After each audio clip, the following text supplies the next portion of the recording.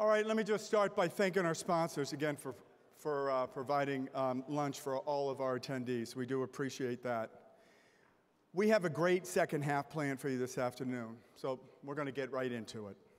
Introducing this next segment is Jordan Carlin. He is the North American Emergency Response Business Manager for one of our sponsors of this summit, DuPont. At DuPont, Jordan helps bring innovative protective solutions to men and women on the front lines. In his 20 years at DuPont, his most rewarding time has been spent working with global team to develop products like Nomex Nano and Nomex NanoFlex that help mitigate the risk of smoke particles and heat stress that our firefighters face. His spare time is spent being the only Canadian to play and coach soccer instead of hockey. Please welcome Jordan Carlin. Thank you, everybody. As you know through your own firsthand and day-to-day experiences, the cornerstone of fire service is teamwork. To fight the modern fire, the brave men and women in fire service work together and count on the capabilities of their partners every time the bell rings. Thanks to summits like this one, all of us here are aware of the variety of threats that firefighters face, and I think we in business can learn about the importance of teamwork and collaboration as we develop innovative solutions. There's no one single company that can develop all the gear and solutions that firefighters need to do their job. At DuPont, we are actively collaborating with others, sharing our strengths, capabilities, and technical expertise, all while utilizing the insights and feedback of those like yourself in the firefighter community to help collectively develop leading-edge products together. One example of that teamwork brought to life is through our work with Tenkata to develop thermal liners with Nomex Nano, which have a 30-point increase in THL or comfort, 40% less bulk, all to help mitigate the dangers that heat stress bring. To deliver this benefit to firefighters, DuPont and Tenkata work with garment manufacturers like Globe to ensure the requirements of turnout gear are taken into consideration. With particulate protection, DuPont innovates with companies like Firedex and PGI to develop breathable particle barriers for hoods using Nomex NanoFlex. And we both work with quilters and knitters to develop a product that reduces manufacturing costs and helps respect the cost constraints that fire departments face. DuPont's looking forward to continuing to innovate with our partners to improve firefighter protection, and I encourage you to come by our booth to hear more about where these collaborations are taking place. And we'd like to hear more about your needs and what you feel is missing in current firefighter protection. Thanks so much for all that you do. We look forward to speaking with you. Thank you, John. Thank you. Thank you, Jordan. The work the IAFF does on presumptive legislation, standards, and all of the health and safety programs the General President mentioned this morning takes an incredible staff. Our next presenter is responsible for the day-to-day operations as well as the program development for our Health and Safety Division. Jim Brinkley is the director of the IAFF Department of Occupational Health and Safety. Prior to coming to the IAFF in 2008, Jim served for more than 21 years with the Prince George's County Fire EMS Department, where he served on the executive board for IAFF Local 1619 for more than 14 years and was elected to a second term as the local president when the General President asked him to serve in his current capacity. Jim has received several awards and commendations for his work in firefighter health and safety. And just on a side note, Jim has done an incredible job just trying to get this Cancer Summit working in our health and safety. I really want to thank him and that staff, but please welcome Jim Brinkley.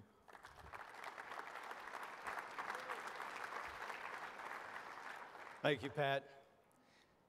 I want to start my presentation with just getting a feel for what the impact of cancer in the fire service has been on all of you. Just a show of hands, if you or a firefighter you know has been diagnosed or passed from cancer. Show of hands. Thank you. It's incredible, and it's disturbing. With all of the information we heard this morning, with the show of the hands we saw here, doesn't it stand to reason that passing or improving presumptive legislation would be an easy lift? But we all know that's not the reality. The reality is we get pushback on every front, from the administration, from the state, from those who have to pay, from the provincial, everyone that has a stake in the game. I think the first step for you when you leave here is to have a true understanding of what your presumptive legislation is or what you want it to be. It's important to know that not all of the presumptive legislation is created equal. Those states and provinces that are highlighted in green have what we know to be presumptive legislation for cancer, but not all of them cover the same cancers. Those that are highlighted in orange have an eligibility clause that allows you to file a claim for cancer within the statute, but it is not a true presumption. And then lastly, those in pink are where we still have a lot of work to do. They have absolutely no coverage for cancer in the legislature. And it's often not about the evidence that we produce when we're trying to improve or enact presumptive legislation. I can overwhelm the legislature with reams of paper, reams of studies, many of the presentations you heard here today, and that does not mean you'll be successful at passing or improving your presumptive legislation. We have experienced this firsthand at the IAFF. We worked with the state that was looking to add additional cancers to their legislation. And we did exactly that, forwarded all the information we had. The chairman of that committee fought back at every step. This study says no. This information says you're wrong. It wasn't until that chairman read through the string of emails and saw in the signature line of our subject matter expert that they went to the same school. This legislator, in his real job, is a physician, and he went to medical school with our subject matter expert. Once that connection was made, they went offline. They discussed the presumptive language amongst themselves. And when they came back to the table, not only did we get the cancers we were looking for, but they added a few more. All because of the the relationship and the politics, not because of the evidence. So the groundwork starts at home with you, the affiliate leaders, working with your politicians, establishing that connection into political action. What works best when we go to testify is having you, the affiliate leader, lead the way. Yes, we can provide the science and the medical testimony, but unfortunately, it also helps to tug at the heartstrings. Have a member of yours that's been impacted by cancer be part of that testimony. But even with all of that, we're oftentimes not as successful as we would like to be. One thing I continually throw back, and I ask our members to throw back when they're testifying, is that this is not the golden ticket you think it is. There isn't a member who's diagnosed with cancer who wouldn't give back that presumption just to be cancer-free.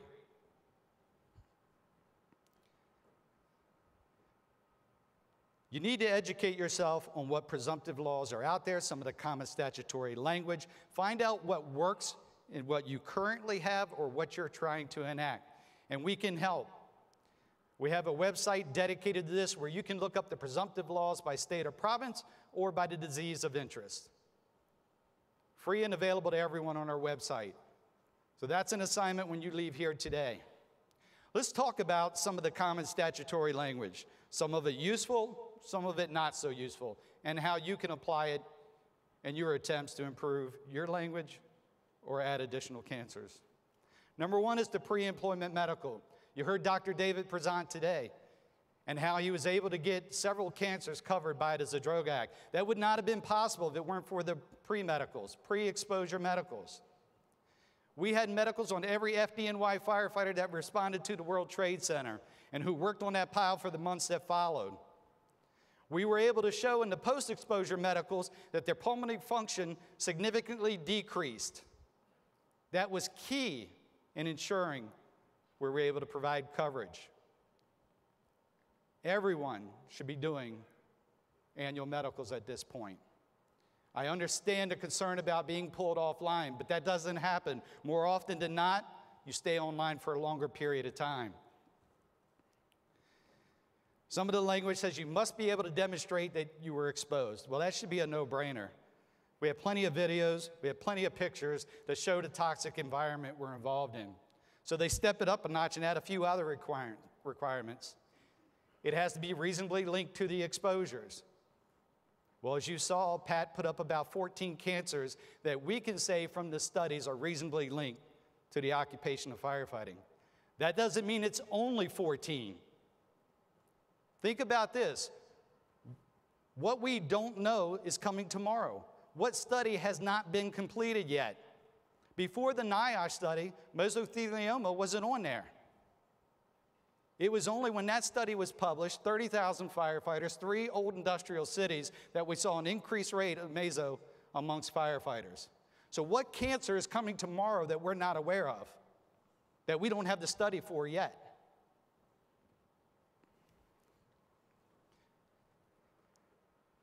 To step it up and make it just a little more difficult is now we have to say that the toxin you were exposed to is linked to the primary site of the cancer. So if you have kidney cancer, and these are the known toxins to cause kidney cancer, you have to demonstrate you were exposed to that toxin.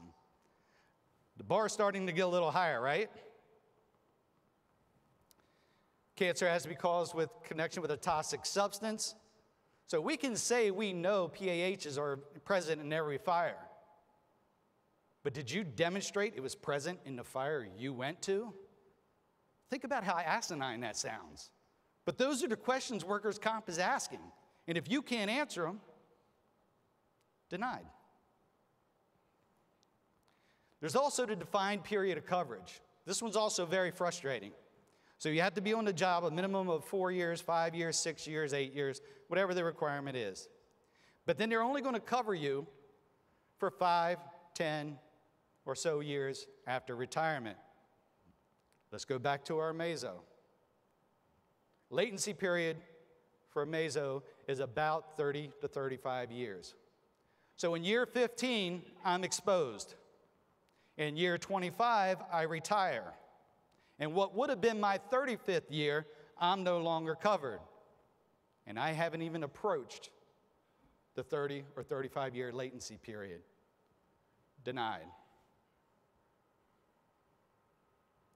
And of course, they're all rebuttable. And we thought, you know, this is great. The clause to have a rebuttable presumption says they have to show medical evidence to the contrary. What's the reality? You filed the claim, they deny it. Now where's the burden of proof? It's back on you. It's not the way it was intended to be. This clause is something we're seeing come up more and more lately. If you want them to provide you the medical coverage and the benefits, you have to have skin in the game. What are you doing to prevent the cancer? Are you wearing your PPE? Are you decontaminating your PPE? What's your body mass index? What's your alcohol intake? They'll look at all those other lifestyle factors that contribute to cancer, and that's what they'll blame your cancer on. Education is becoming a big part of this as well. That you have to have a formal awareness prevention education program if you want to get presumptive coverage and have your claim approved. You've heard this course mentioned a couple times already, the IAFF online awareness course, available to anyone. Simple online learning. Take you a couple hours to learn some key tips on preventing cancer starting today. If you don't do anything when you leave here today, go home and make sure your members are taking this course. We're also looking at the gaps in the research and what else we can do on the legislative front to ensure that we have the data necessary to improve on presumptive laws, and more importantly, develop prevention protocols so that we never have to use that presumption. The Cancer Registry Act will set up a cancer registry specifically for firefighters to document and capture the data we need to show the link between the firefighting occupation and cancer. Develop those SOPs, protocols, and yes, improve on the presumption and medical coverage when you are diagnosed. Now, I don't want to talk about this subject for too long, but I have to touch on it. The IAFF affiliates approved a resolution at convention to fund some cancer research from the IAFF. And one of the areas we looked at are the toxic flame retardants that we're all exposed to. They're in the seats you're sitting on. They're in the carpet we're walking on. They're in the electronics we're using here today. We wanted to see what was in the dust in the firehouse that you bring back from the fire ground. You bring it back to the firehouse, possibly take it home to your families, and contaminate them as well. So we looked for a specific compound, BDE 209, a known toxic flame retardant. And what we found is there was a higher level of BDE 209 in the dust in California firehouses than there was in an e-waste facility in Thailand. Nearly double the amount. Think about that for a second. Known electronics with this toxic substance in it in an e-waste factory in Thailand has less toxic substance than a California firehouse. That's disturbing. You'll hear more about the legislative efforts there and what we're doing to combat that when Tom O'Connor comes up. In addition to the legislative front, we're also fighting this on the standards and codes front. The General President has made a commitment and doubled down on our efforts to improve standards and codes development and make sure our voice is heard when we're sitting at the table. We have more than 50 IAFF members represented on 75 different technical committees working on more than 200 codes and standards to protect our members. Additionally, we are educating our affiliates on what it takes to develop a code or standard. What's that process? So that you don't get confused and bogged down by the administrative side. We want you to understand how to do it, and we put it right here on the website for you to take those training modules online. You also have access to the list of IAFF representatives who are out there working for you to ensure we put the proper provisions in these standards.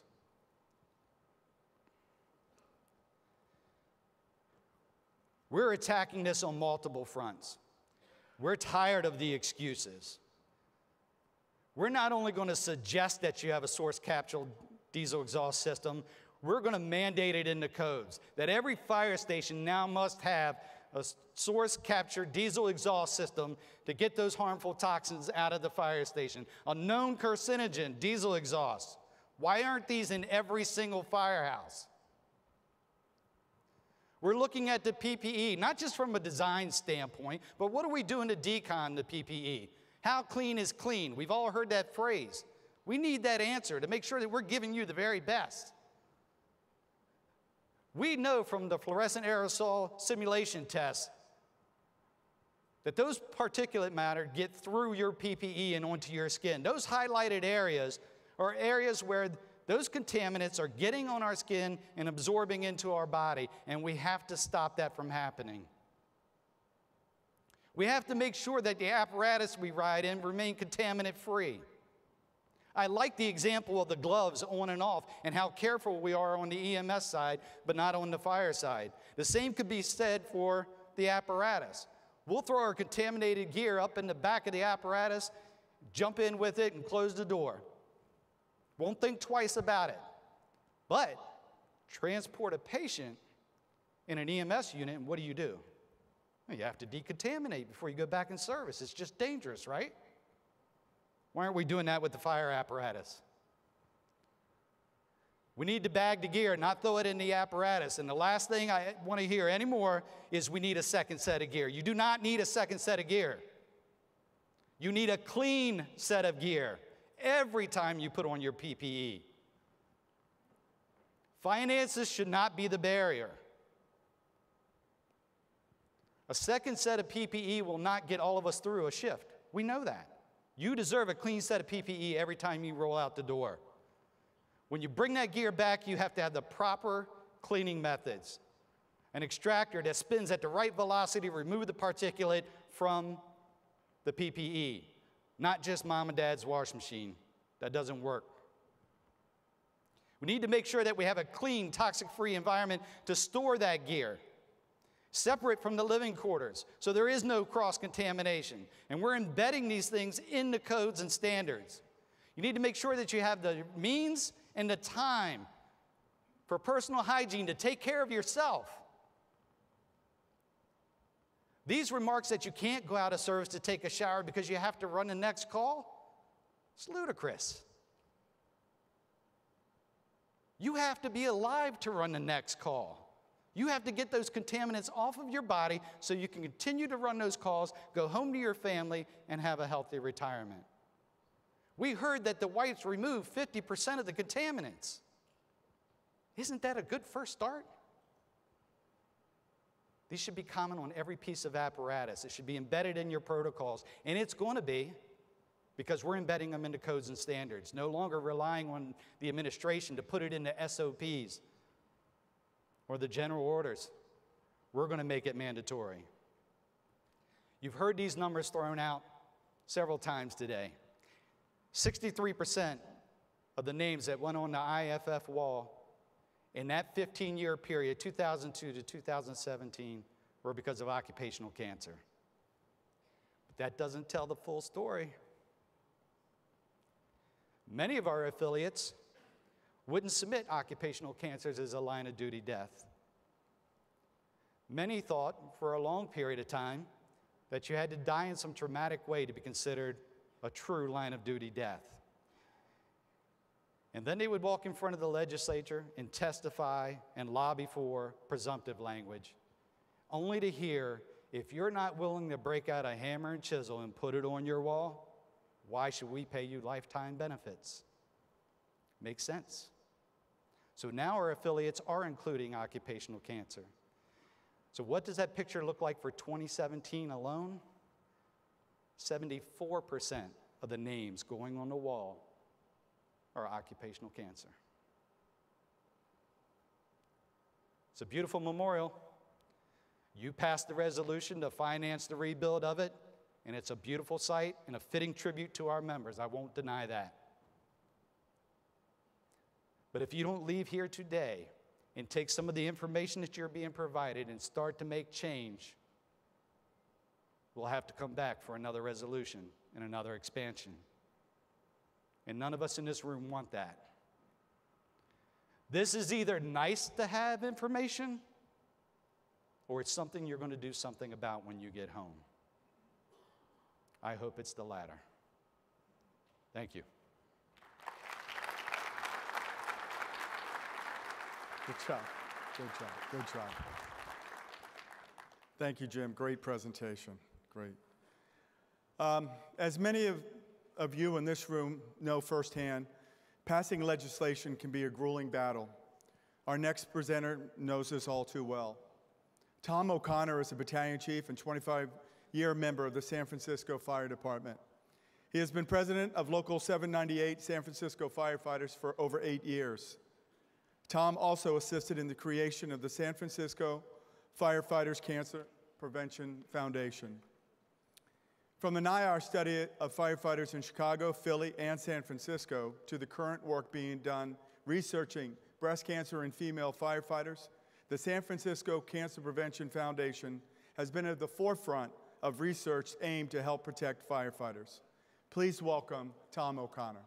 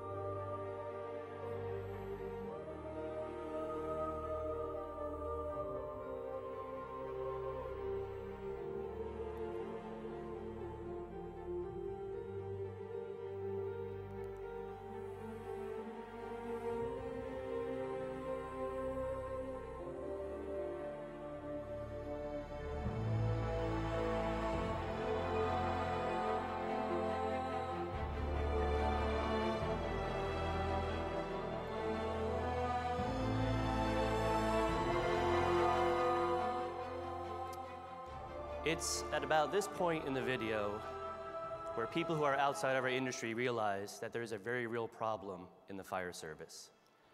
Name after name after name is going to scroll past you. And we intentionally didn't alphabetize it because we didn't want people to know when the list was going to end. We didn't want them to feel comfortable that they were coming close to Z. Because at this point in time, when we started out on our mission, we didn't know when this was going to end, and we didn't see any solutions in sight. And in my 25 years in the fire department, I've worked with or known a lot of these men and women.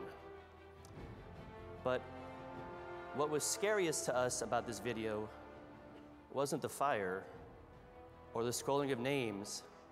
It's what's about to happen in a second. Is we run out of music. And we ran out of music because after we made the video, we realized we forgot about a whole bunch of our brothers and sisters that left us. And we realized that some people had gone off and died without letting us know that they had cancer. And that's what scared us the most back in 2006 and 2007 when we started on this journey.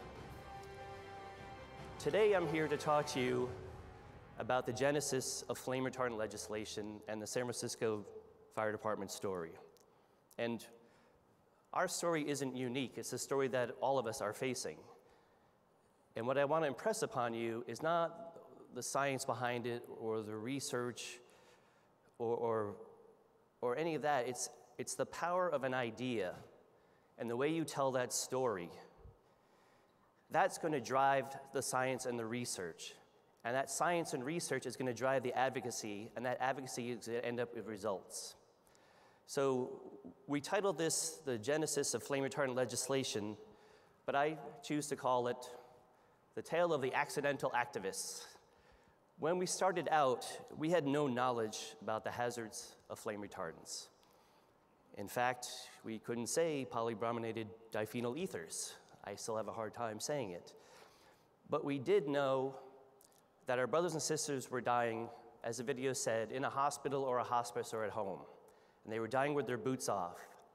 And our first stab at this was to drop our boots on the steps of City Hall and send a message to the policymakers that they had to walk through our graveyard on their way to work. They had to see just how pervasive this problem was. That men and women were leaving this earth never to come back, and those boots would never be filled. So as I stated, we had no known expertise on these issues. We knew how to advocate for wages and working conditions. But at this point in time, when we knew we had a problem with cancer, we were approached by Tony Stefani. He was a captain of one of our rescue squads, and he was diagnosed with a rare form of transitional cell carcinoma, a kidney and bladder cancer, along with 3 other members of his station. And he came to us and he said he wanted to start a cancer prevention foundation to find out what was happening and to find out ways to prevent it. So we immediately jumped on board and supported Tony 100%. And the first thing we wanted to find out was how pervasive was cancer in the San Francisco Fire Department. We conducted a very rudimentary survey, mailed it to all of our active and retired members, and we asked them if they had cancer or if they knew of coworkers who had cancer. And within the first week, we realized how rudimentary our study was, is that we received a response that said, "My husband died of cancer years ago." Dead men aren't going to return a survey, so it was going to be complete, but we still, being firefighters, marched ahead blindly. And here's our results.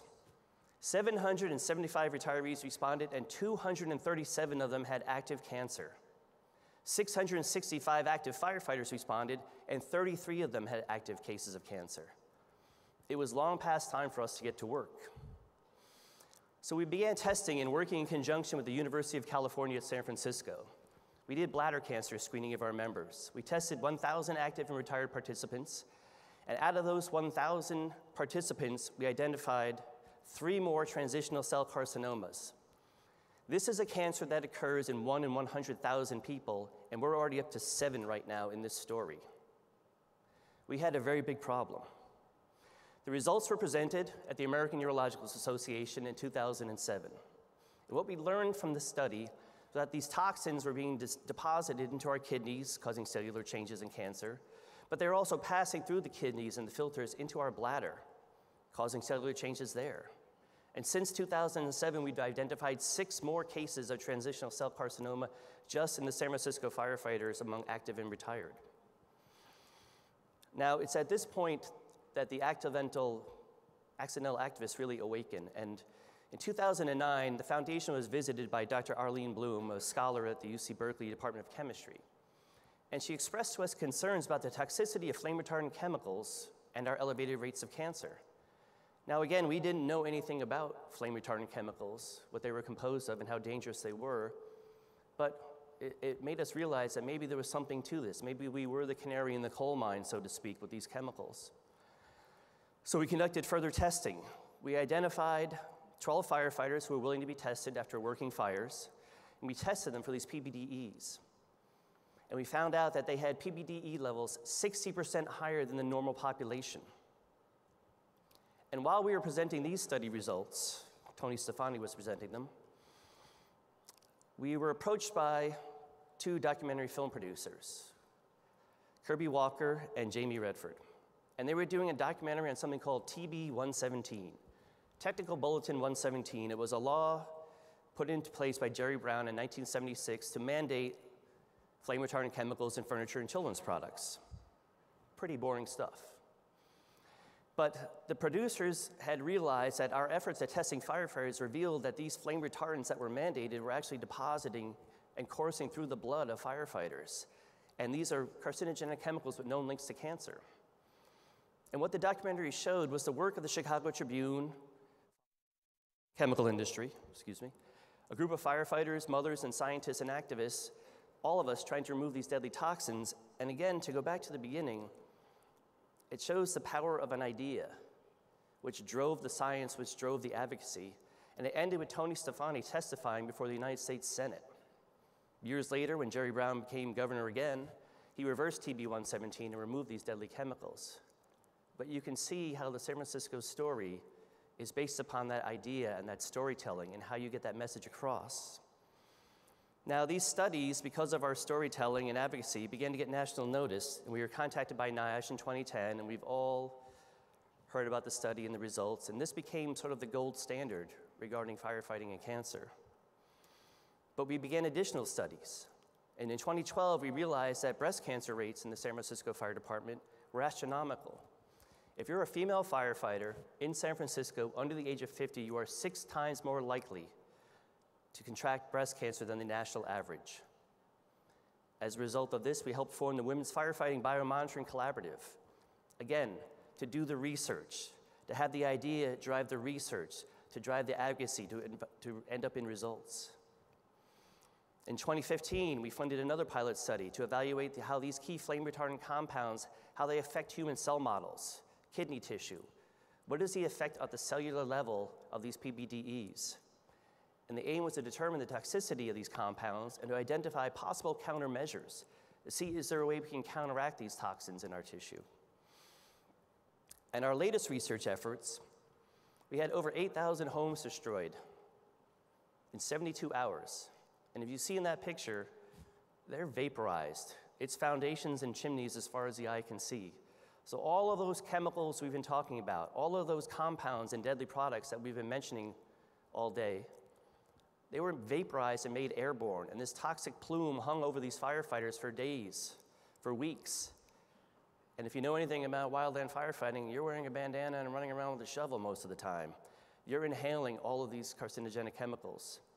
We secured funding, we got approval, and we began testing 200 of the firefighters who were first up there to see what they were exposed to.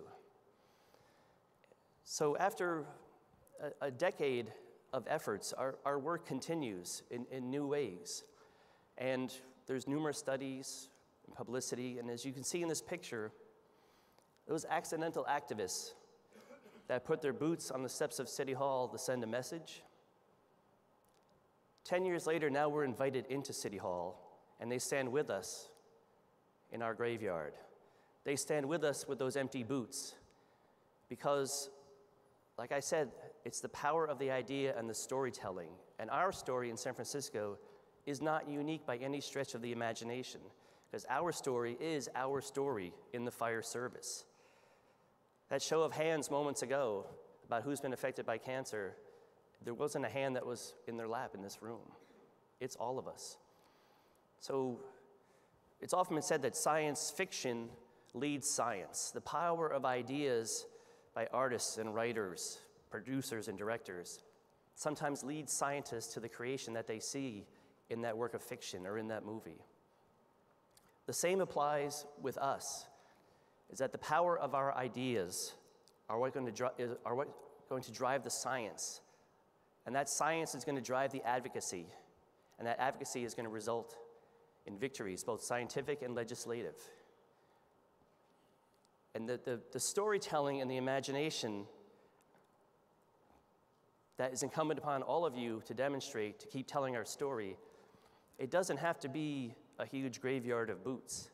You don't have to have the numbers that we have in San Francisco if you're in a smaller fire department.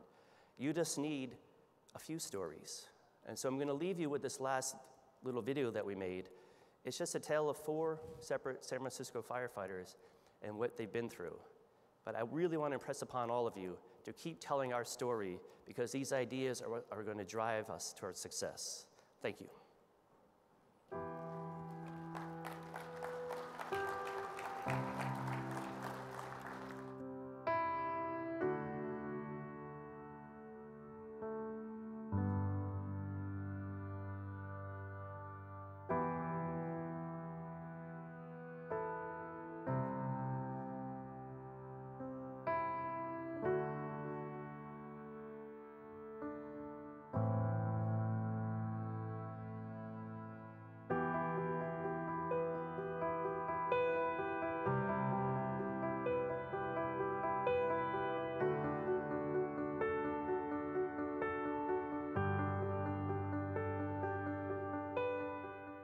I'm Danny Armenta, and I'm named after my dad, who was known as Dan Armenta, in the firehouse, mainly known as Captain Dan Armenta.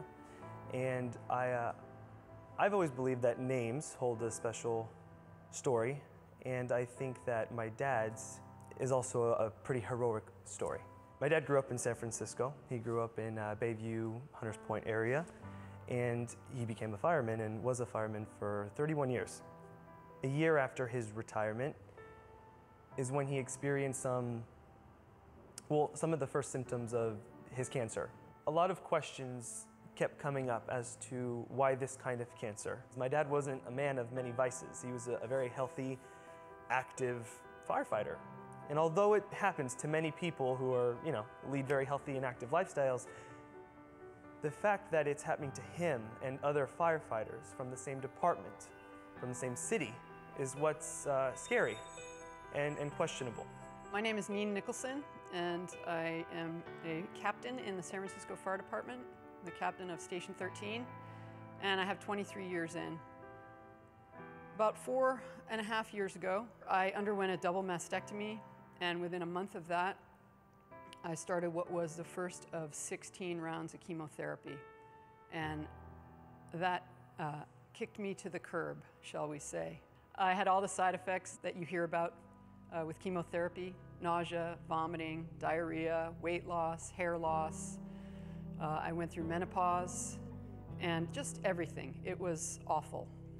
There seemed to be a lot of women in the department getting breast cancer. It wasn't necessarily the number of women, but the age of women. All of us were premenopausal, mostly in our 40s, who were getting breast cancer. There is now a biomonitoring study going on of 80 female firefighters in San Francisco, as well as 80 office workers as the control. And it is the first of its kind study within the United States. And it's hopefully going to give us some more information about why we're getting this cancer and how we can prevent it. If not for all the support I got from everyone, doctors, firefighters, Cancer Prevention Foundation, everyone, I probably would not be here. I'm Derek Murphy. I'm the brother of John Murphy, who passed 3 years ago from metastasized melanoma.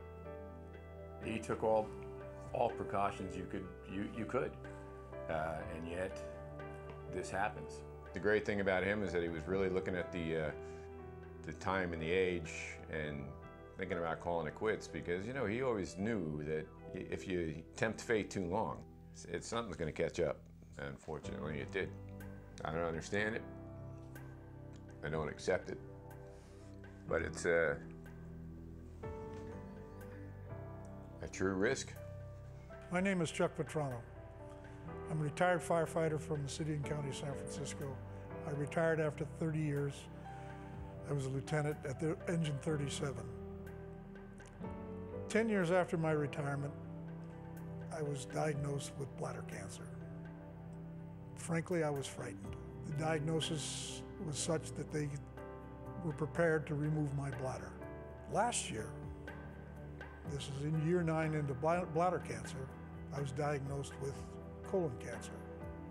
I urge all of you to support the San Francisco Firefighters Cancer Prevention Foundation. This is a group of people who care. These people care about us, they care about you, they care about your family members. This is an organization I feel deserves all of our support. I'd like to say the Cancer Prevention Foundation is about preventing it, but it has also been really instrumental in assisting people when they get cancer. Our goal is to try to put an end to these awful diseases that are a result of the toxins that you're exposed to. And our hope is that the exposure to these kind of things is recognized by everybody now, and our hope is we have to prevent the impact of a lot of this smoke. With the foundation, with your donations, that we will be able to get myself and others to be able to really come up with potential real solutions to make a firefighter's career safe so that they can go out and do their job to help people in our community. My dad's story and other firefighters' story relative to this monster of a cancer that seems to keep coming up. The best message we could take away from his story is, what do we do next? What could we do to make sure this doesn't happen to anybody else? And I think the San Francisco Firefighters Cancer Prevention is helping and making a difference, a better difference. And it's up to all of us, family members, friends, associates, to contribute, to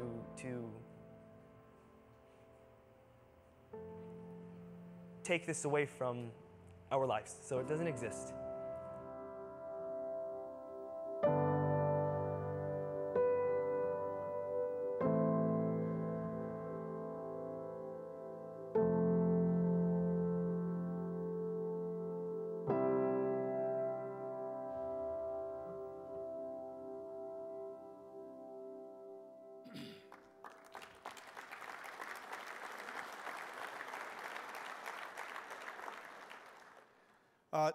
First, I want to thank Tom for your leadership.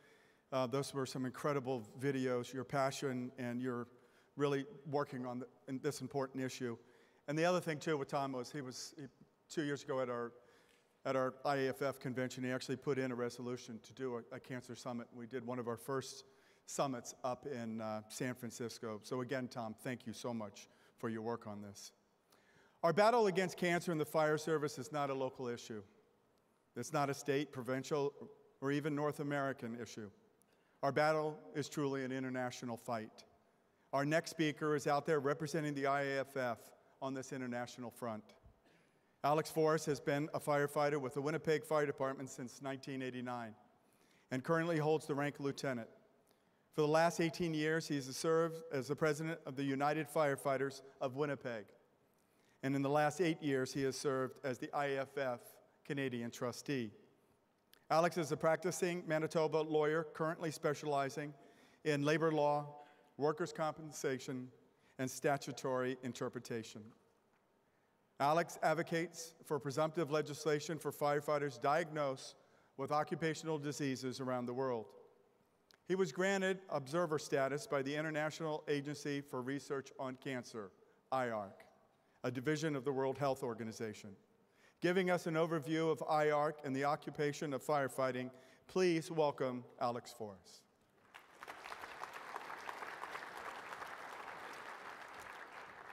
Hello, it's an amazing honor to be here today with these great speakers. I am truly humbled to be here. IARC. IARC, I believe, really is the next step as the key to proper compensation for firefighters, not only in jurisdictions of Canada, United States, but around the world.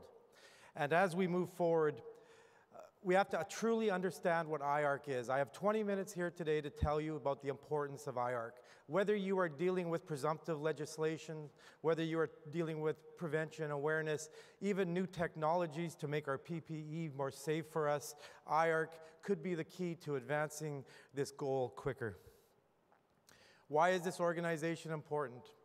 IARC has basically looked at cancer and firefighting. In 2010, volume 98, it went forward and it looked at firefighting for the first time, classifying it as a 2B carcinogen profession. What this also does is that as I go around the world and I go to different jurisdictions, the first thing I do when I sit down with the government officials or the medical professionals of that particular jurisdiction is we have to spend time discussing whether or not firefighting is connected to occupational cancer.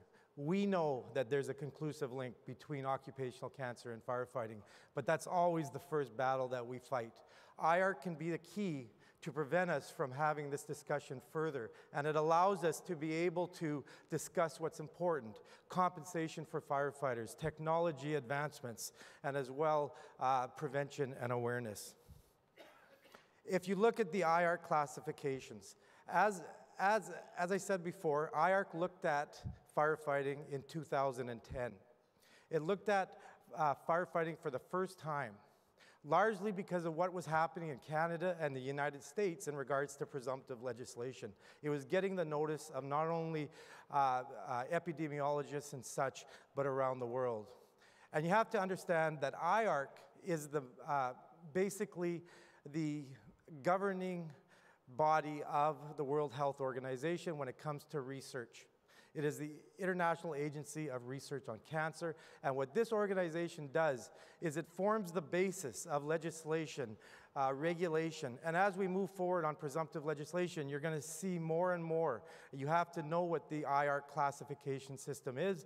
You have to know that firefighting in 2010, they said there was a connection. They said there's a possible connection to carcinogens of humans, group 2B. And this was a watershed because this did get into the media. This did go around the world, and it did assist us to certain levels in presumptive legislation.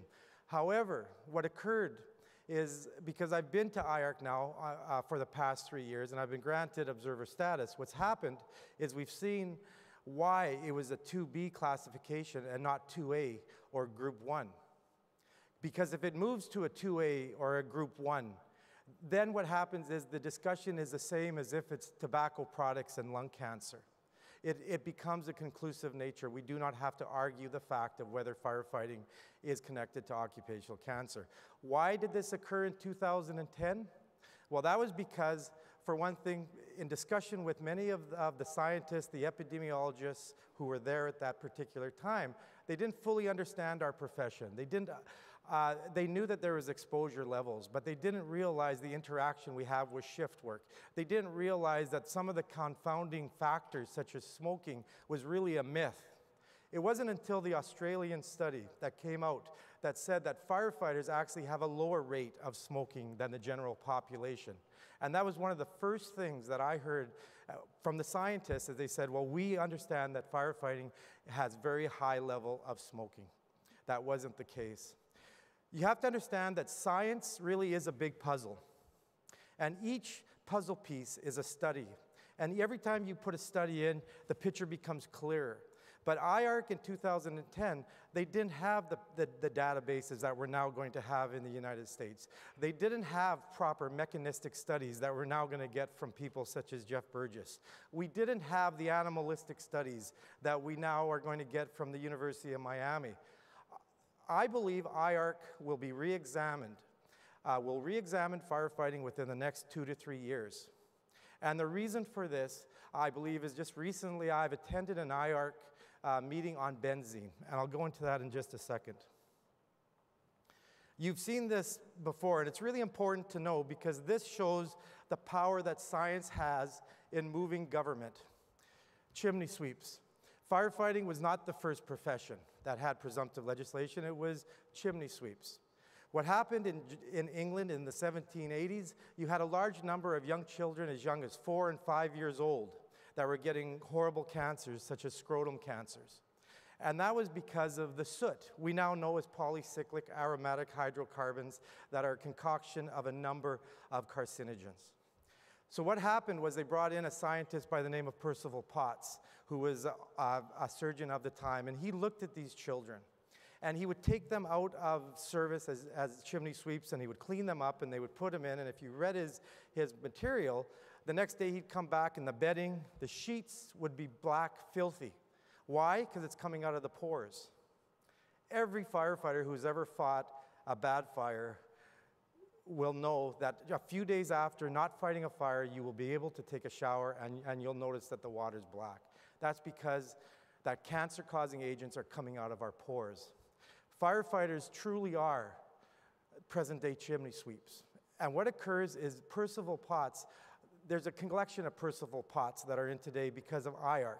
IARC has the power to push governments to acknowledge the need for presumptive cancer legislation. Benzene and firefighting. Benzene and firefighting goes hand in hand. We all know the studies that continuously, benzene is one of the most common material that we face, not only at fires. Within NIOSH, it was stated this morning that 1 part per million within a 15-minute exposure is a dangerous level. We know that at every single fire, we're coming in contact with dangerous levels of benzene that exceed 30 to 40 parts per million. And we know that that's a fact. And we also know that our PPE, as much as it's advanced, cannot protect us to what's killing us the most.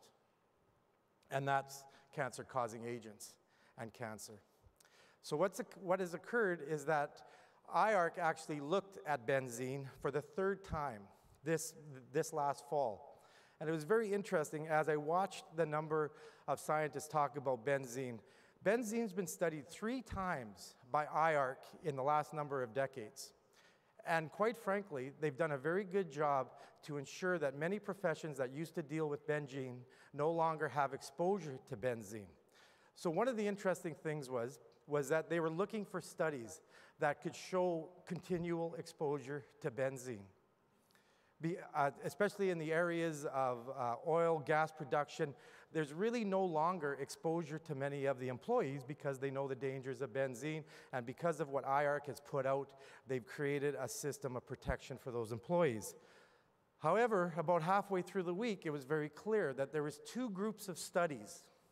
2 groups of studies were put forward from IARC that they could look at epidemiological studies that professions had continual and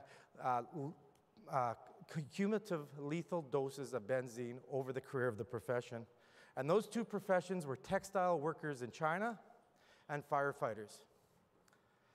And I think this woke a lot of individuals up, because prior to that, when I would talk to many of these scientists, these epidemiologists, these doctors that would sit on IARC, they really didn't fully understand what we were going through as firefighting. And I think this has really been a watershed for us, and I think it's going to move IARC. And what I've done is I've also talked to many of the scientists and the epidemiologists from around the world when I travel, and I say, we can't push IARC to look at firefighting again. We absolutely need the professionals. We need the scientists to push that with IARC, because there's a policy, and they listen to doctors. They don't listen to firefighters. They are a group of some of the highest trained. Like I said, when I went to my first IARC meeting, it was like going to the Big Bang Theory. They were all these great scientists, and it was amazing the amount of material that they knew, amazing what they knew about cancer and what they did, but when it came to firefighting, they had no knowledge whatsoever. The next time IARC looks at firefighting, I can guarantee you that firefighters are going to get involved one way or the other, because IARC is the key to advancing many presumptive legislation. One of the things that I've always said is that I wish we could deal with this problem within the next 2 to 3 years, that we're going to see benefits. But because I know cancer and I know the latency and the aspects of what cancer is, and that we've only touched the tip of the iceberg when it comes to prevention, we've only awareness.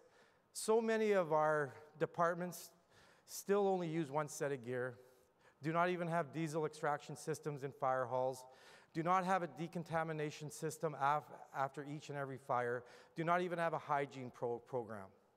So for that to have an impact, because of the latency of many cancers are well over 15 to 20 years, you will not see cancer rates in firefighters go down for decades. And that is my opinion. And I believe that our numbers at Colorado Springs, every year it's going up. And as you see more and more states coming on board when it comes to presumptive legislation, other states enhancing their language of their presumptive legislation, within 5 years, I believe we'll be well over 250 names on the wall every single year because of cancer for a number of years until we start kicking in the prevention. We start creating. One of the things that I always say is that we are one of the few professions where we know every single fire we go into, we're going to be exposed to dangerous carcinogens, not just 1 or 2, but as IARC has said, over a dozen Class 1 carcinogens, a half a dozen Class 2A carcinogens are almost at every single fire. And our PPE might be the best in the world, but it doesn't protect us what kills us the most, and that's cancer. And that's what you're going to see. From Winnipeg, and I understand that this is being live cast to all our fire halls in Winnipeg, and as well, there's 5 individuals in Winnipeg who I've talked to in the last number of months who have been diagnosed with very serious cancers. And we're very fortunate in Manitoba. We have very strong legislation, very strong presumptive legislation that looks after our members to ensure that their wages, their benefits, their pension, everything is looked after. And if, God forbid, the worst happens, their family will be looked after. So today's presentation is going to be dedicated to those 5 individuals from Winnipeg. And as I always end all my presentations with, this presentation has been done today in honor of all firefighters worldwide who are currently dealing with occupational cancer with no support from their government. And President Schaeberger, I've been doing this now for over 20 years, and I don't think I've ever publicly thanked you for what you have done to assist me in going around to, yes.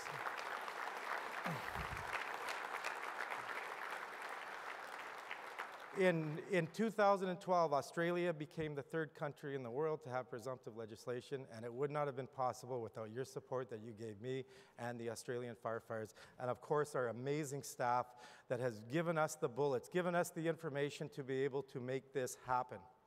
And what this IARC is going to do for us one day is that we're going to be able to go into those meetings, and we're going to be able to ensure that every jurisdiction in North America will have presumptive legislation. And as well, we're going to assess the legislation in many states that have very poor language. The language is being used today to stop claims instead of enhancing the number of claims. We have to look at the legislation. We have to strengthen those legislations because, quite frankly, it is an epidemic in our departments, and it's going to get worse and worse. And thank you for making this a priority of the IAFF. Both yourself and Secretary Kelly. Thank you very much.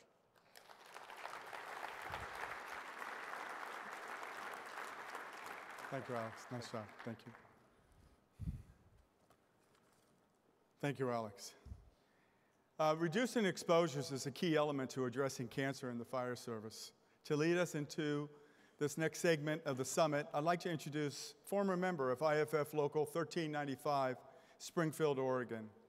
In his position with Tenkata Fabrics, Bart McCool advises firefighters and departments on how to complete a risk assessment by identifying appropriate material to provide the highest level of safety and protection. This process includes identifying specific hazards and taking them into consideration current strategies, tactics, and past experiences to make the appropriate recommendations. Before Bart comes to the stage, please turn your attention to the video screens.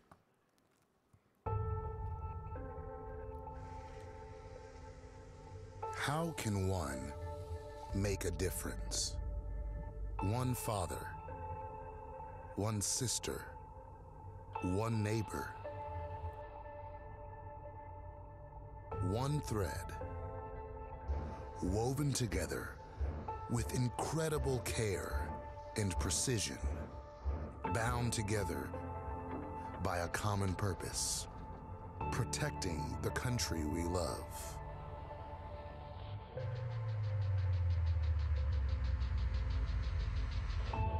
We take fibers and turn them into the strongest fabric in the world. The fabric that protects the American firefighter, the linemen, the oil and gas workers, the soldier, all kept safe by the hands of the American mother, the uncle, the grandfather. Tenkata Fabrics. We are one.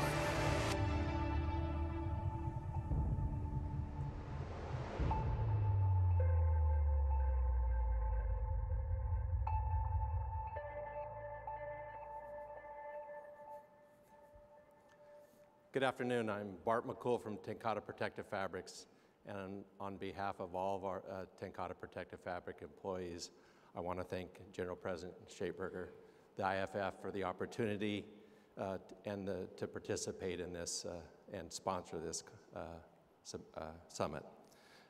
For over 50 years, Tenkata Protective Fabrics has been spinning aramid fibers into fire-resistant fabric and providing them for the American and Canadian firefighter. Even though 50 years have gone by, our commitment to firefighter safety has never wavered, and Tenkata is committed to firefighter health and safety. From rookie to retiree, we're glad to be here and to do our part to bring meaningful solutions to the challenges facing the firefighters. Thank you.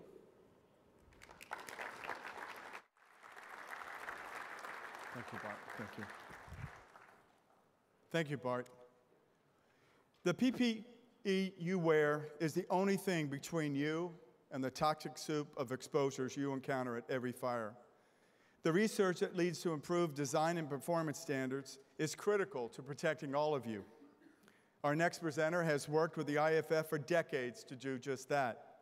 Jeff Stahl is president of International Personal Protection Incorporated, which provides expertise and research on the design, evaluation, selection, and use of personal protective clothing and related projects. Mr. Stahl is a member of several National Fire Protective Association technical committees on PPE. He has a long history of specific projects with the IAFF for promoting the improvements in firefighter protective clothing and equipment. He is speaking today on firefighter clothing contamination and cleaning. Please welcome Jeff Stahl.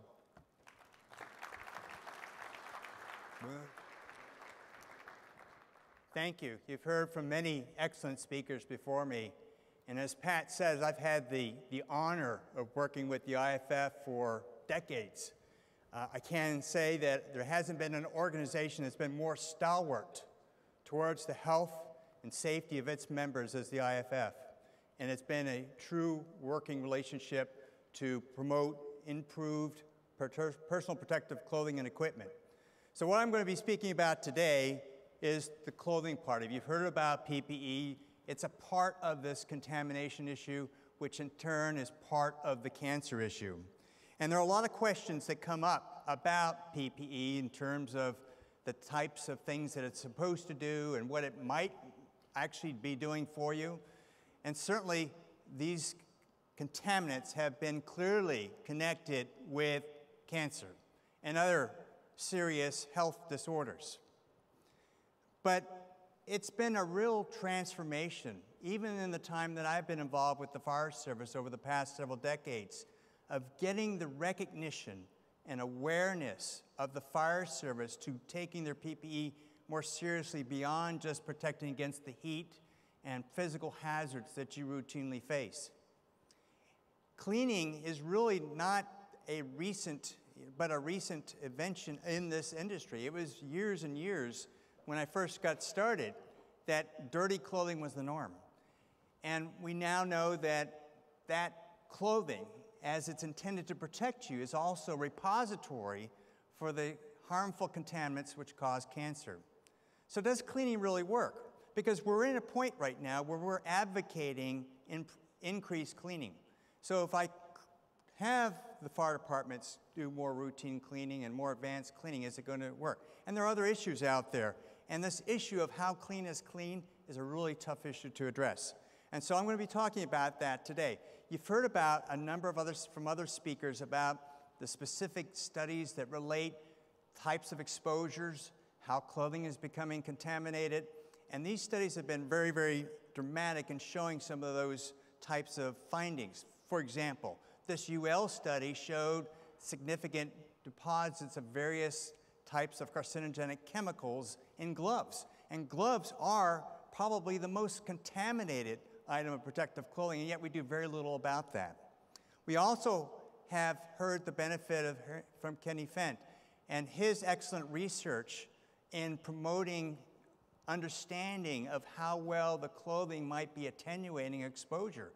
And this study itself was really pinpointing the specific need towards understanding the exposures of the neck area. And a recommendation from this study actually launched the manufacturer efforts to develop new barrier hoods that are part of an NFPA 1971 standard revision. So we see this kind of work, and we see that, yes, clothing is having an impact on providing some kind of attenuation, but it doesn't work perfectly. Again, manufacturers are responding, but we're not going quite far enough yet. So the IAFF, several years ago, undertook a study to dramatically show what type of protection clothing was offered. And you've seen these pictures already several times throughout today's presentations. But they're worth seeing again. And just to give you a little bit more flavor for exactly what went into this work, it was a study that was intended to show how well does clothing keep the smoke particulates off the skin. Now, it was already recognized that fire gases and things like benzene, they're going to go right through clothing. This clothing is not an airtight product. It's not an encapsulating suit.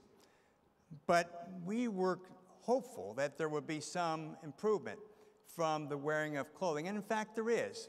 But the results surprised us in some ways.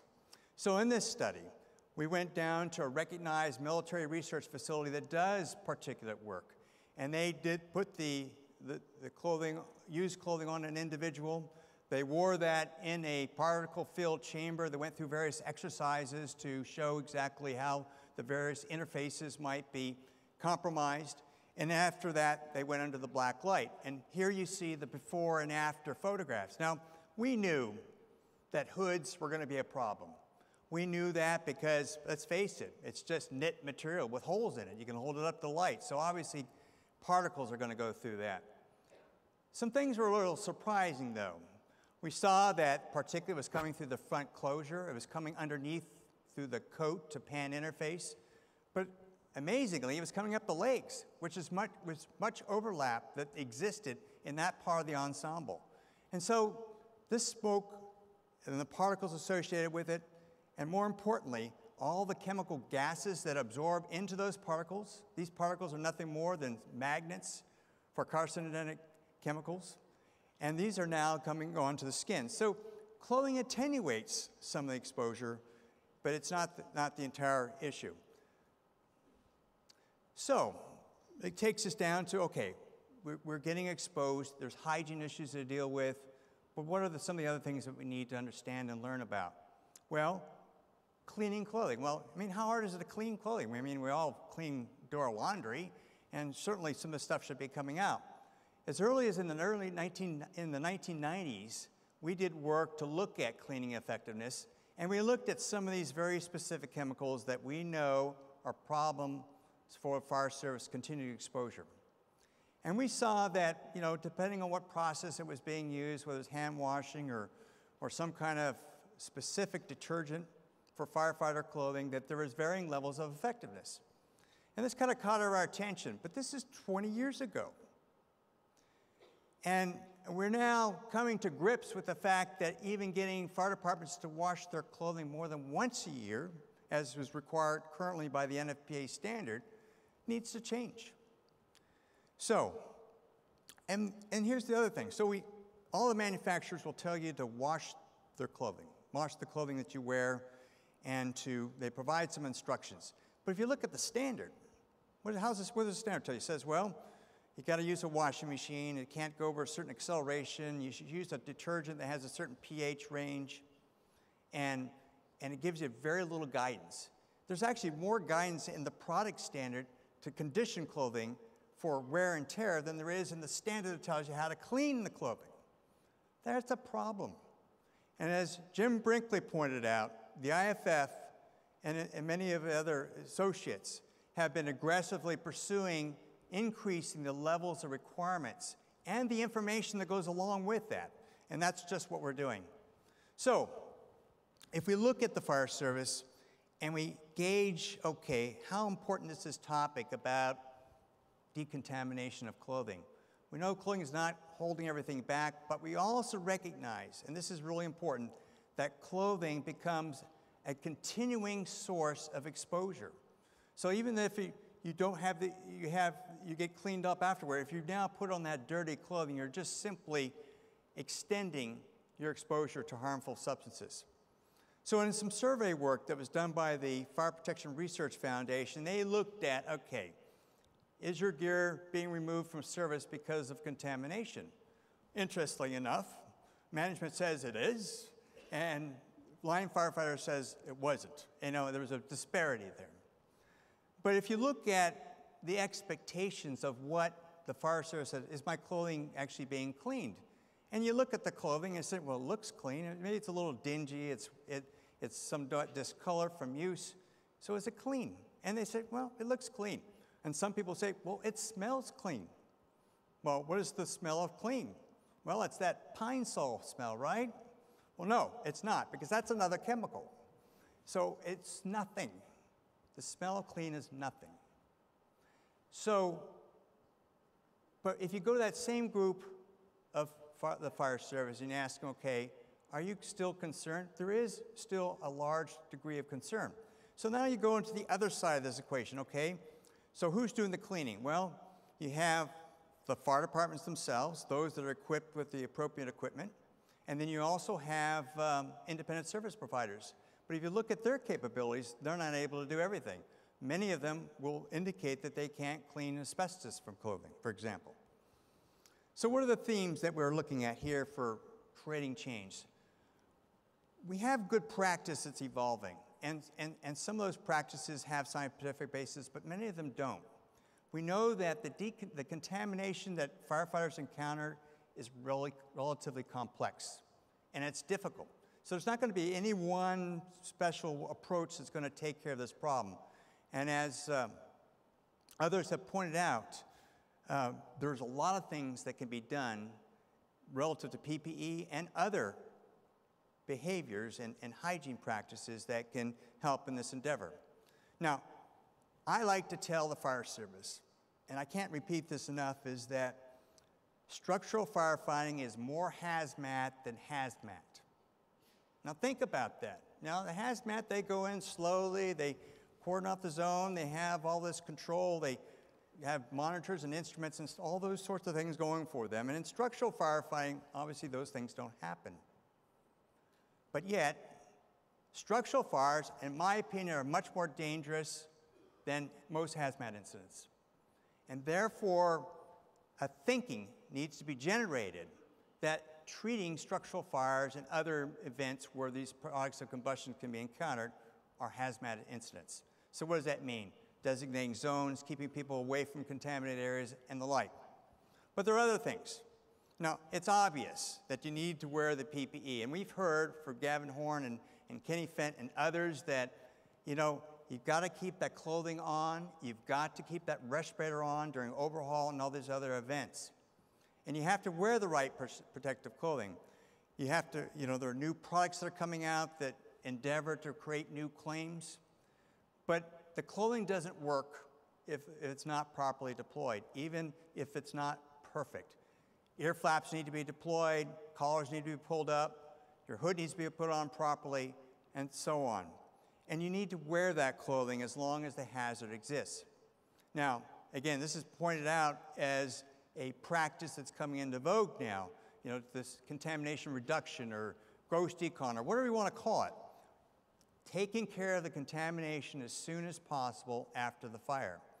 And so there's lots of different ways to do that. And the work by Illinois Fire Service Institute has been outstanding in demonstrating the benefits of this type of work. And in fact, these are types of recommendations are now going into standards. So bagging clothing. And you heard Jim say, you know, 2 sets of gear is not necessarily the answer. I mean, you have to have clean gear. And taking that dirty gear out of service until it is clean and safe to use is something that has to happen. Now, making this all occur, these are really challenging problems for the fire service in terms of resources, in terms of staffing, and other issues of just culture change. We do also need to look at all the other things. I mean, we focus on the coat and the pants because it's easier and because historically that's where our attention's been placed. But gloves, boots, helmets, SCBA, all those things need to be cleaned. I had to argue with the committee, and I failed to ask for, let's make helmet textiles easily removable from the helmet. And I was shut down. It was unbelievable. I said, this is a no-brainer.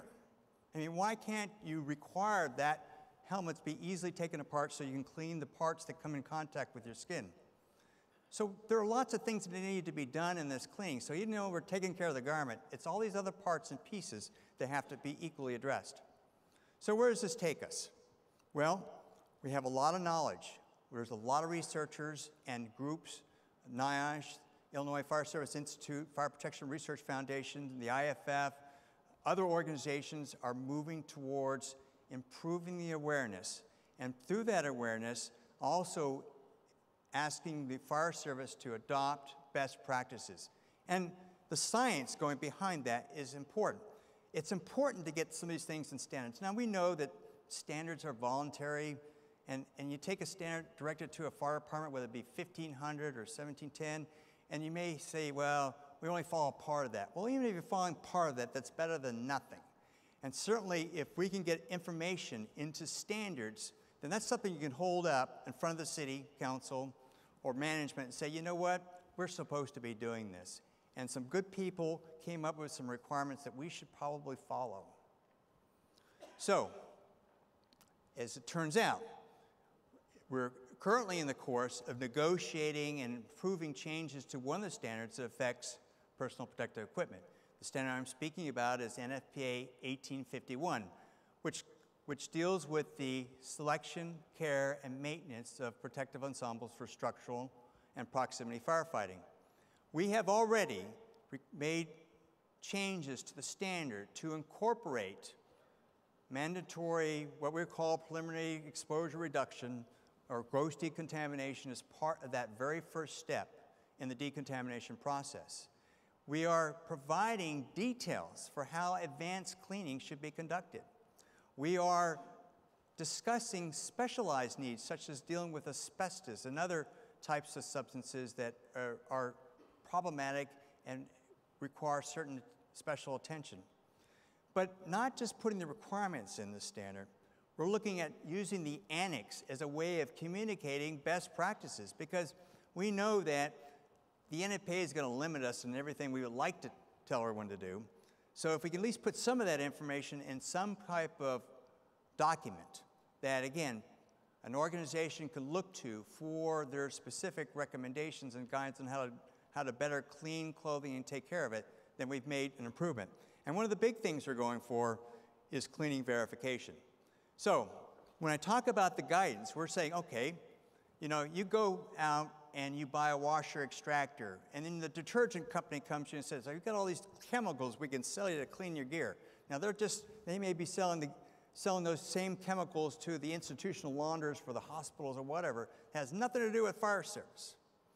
But we have very specific guidance that we're putting in to say, okay, here's how you do washing, programmable machines have these characteristics, details that help you, the fire service, implement the changes to clean clothing properly. And as I mentioned, cleaning verification is another part of it. For years and years, we just assumed, okay, if I rub a white cloth against that clothing and I don't see any black come off of it, it's okay. Is it? Nope, it's not. It's not. There's stuff that's not coming off this clothing. But you know what the problem is? We haven't had the measuring tool to figure out how clean is clean. And we've developed that in a project for the Fire Protection Research Foundation. We have a process by a kit. It goes to a cleaning facility. They go through the washing, and they can come back with results looking at specific target contaminants using very detailed, validated test procedures that actually show how well some of these contaminants are coming out. And we've had to make some compromises here because it is a laboratory method. We want it to be repeatable and reproducible, but we've created a system by which these samples go out to these facilities and these cleaning assessments can be made. And the results we get, as I've shown you before, these results don't maybe be positioned a little bit differently, but some of these chemicals come out quite well, some of them don't. And so we've got a long ways to go. We're fighting right now to raise the temperature which clothing can be washed at. It's at 105 degrees. That's your hot tub temperature in some cases.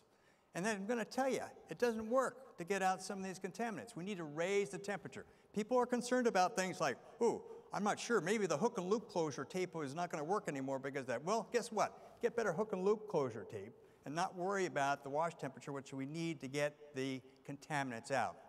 So we're moving towards that. We've proposed criteria. They're conservative.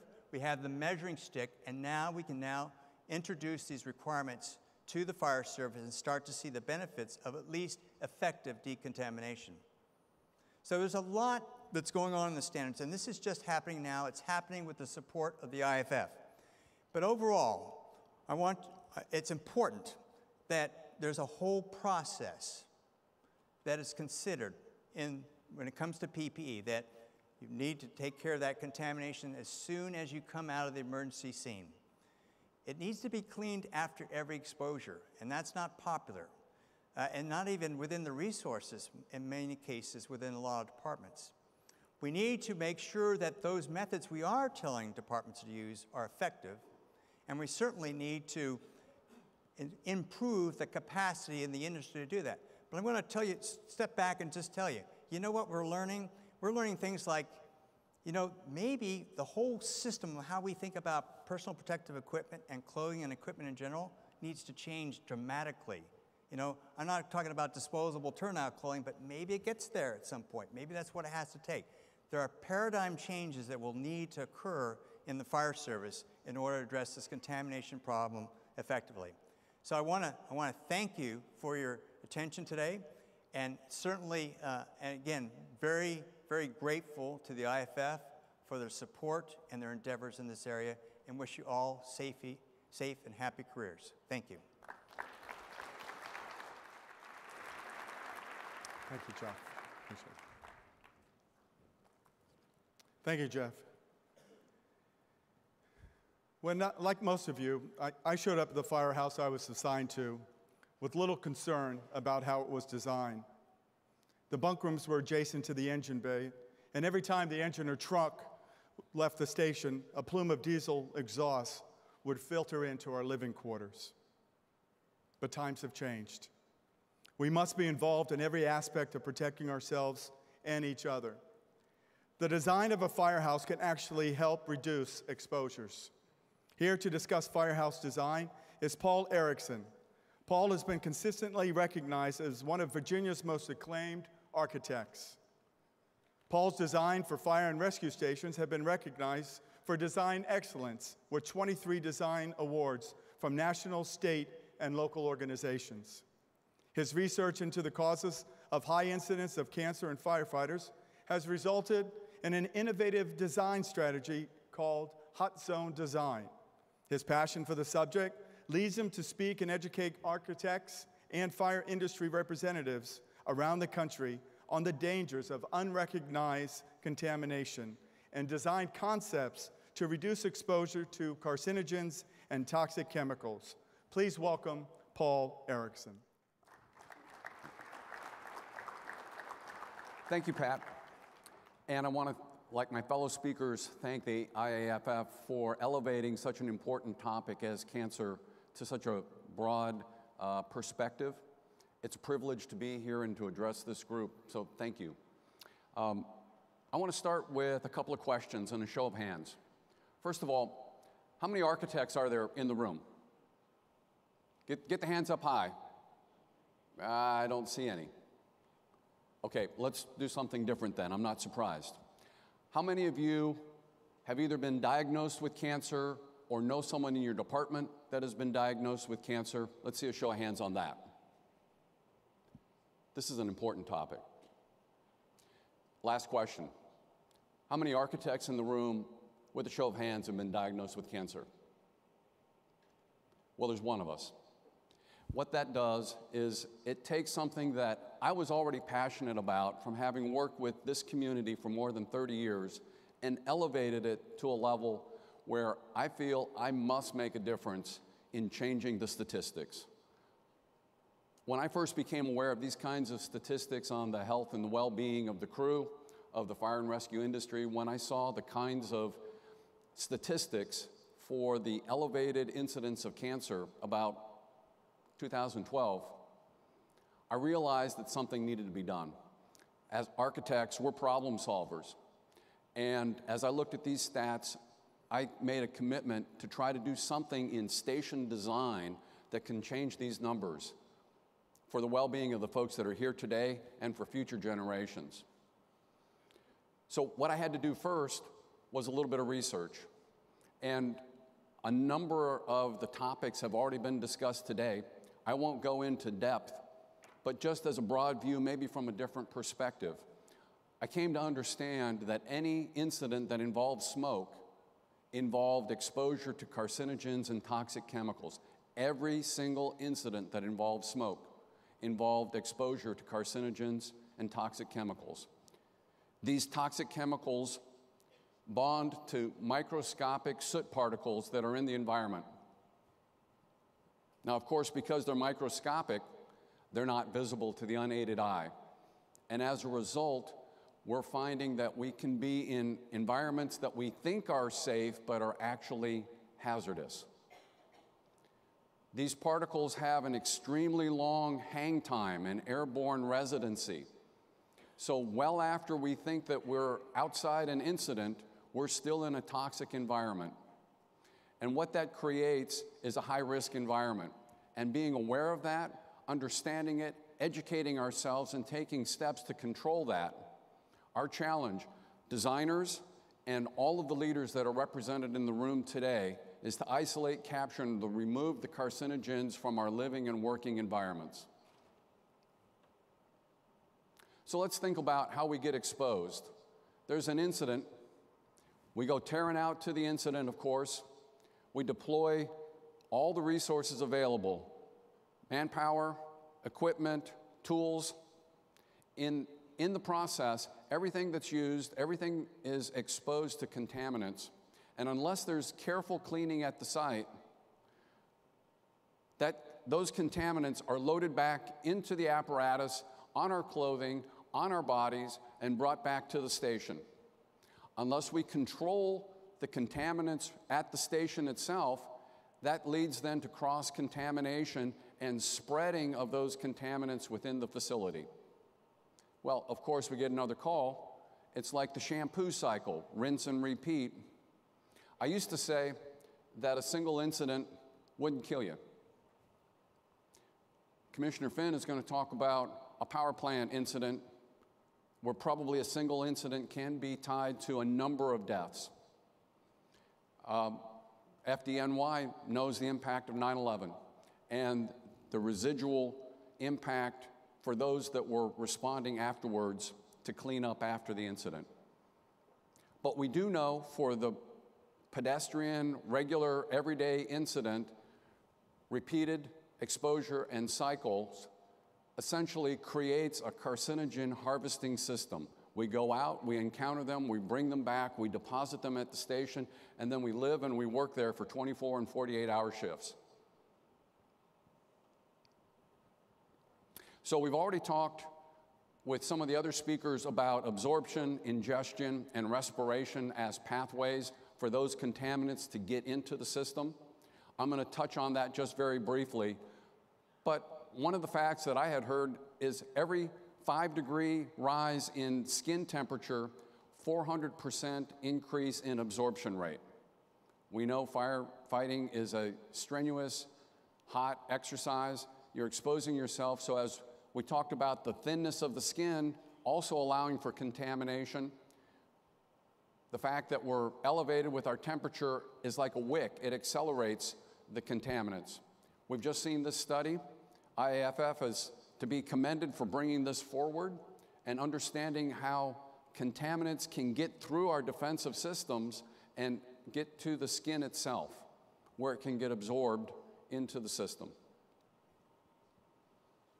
And as we think about other ways, ingestion, how can the food or the drink that's consumed on site, or the food and the drink that's consumed back at the station, if we haven't decontaminated it, allows for those contaminants to enter your system through ingestion.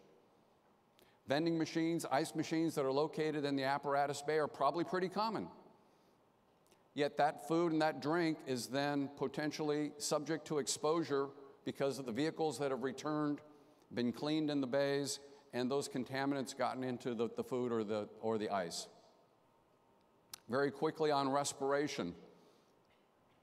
What you see is the size of the particulate and how it is so small at less than 2.5 microns, it can get to the innermost lining of the lungs, where the air exchange occurs at the cellular level between the bloodstream and the lungs. Particulates can get down to that level. And oh, by the way, the surface area of the lungs, 80 times the area of the skin of the human body. So we're talking about a lot of surface area. So SCBA during overhaul and rehabbing on the scene is important. We need to recognize the hostile environments that exist at the scene or those that are created back at the station. Diesel exhaust control is a critical issue that we need to recognize and manage at all of our stations. There are at least 4 methods for controlling diesel exhaust. I've listed them here and I won't go through the details of it, but if we're not doing something to control and regulate the diesel exhaust at the station, we're allowing a hostile environment to be created where we live and work, and that's part of the root problem. What it comes down to is education and a fundamental change of culture. You've heard that probably earlier today. You're going to hear that again later on. It's not an easy thing to do, but we've got to move the bar. The stakes are too high. New Jersey, and what you see here is the way that a station that's well designed, laid out, is organized around efficiency, function, quick, rapid response to the apparatus bay, safe delivery of services to the community. This is what you should expect from every single architect that you work with. However, we tried to apply a different lens to the design of the station with this first building, and we took the hazmat design that we just talked about for the incident and transferred that to lay that over station design. So we've tried to create hot zones, the red zones, those areas that are most subject to contaminants. We separated them from cold or safe zones, labeled them green, and then focused on the transition or the warm zones, the yellow zones in between those two, and developed a design strategy that's structured around containing the contaminants at the station and separating the occupants from those zones. And what you'll see now is that that color code looks a lot different here. All of the red zones are grouped together, all of the green zones are separated, and at this first station, we had 3 decontamination corridors that we focused on as the way to move back and forth between those zones. So let's think a little bit about some of the strategies that might be utilized in implementing this type of design. We're suggesting that we should focus on containing the contaminants, that we separate the occupants from the contaminants, that we control or limit the crossover and we pay attention to those transitions, and that at the very end we think about enhanced decontamination at the station itself.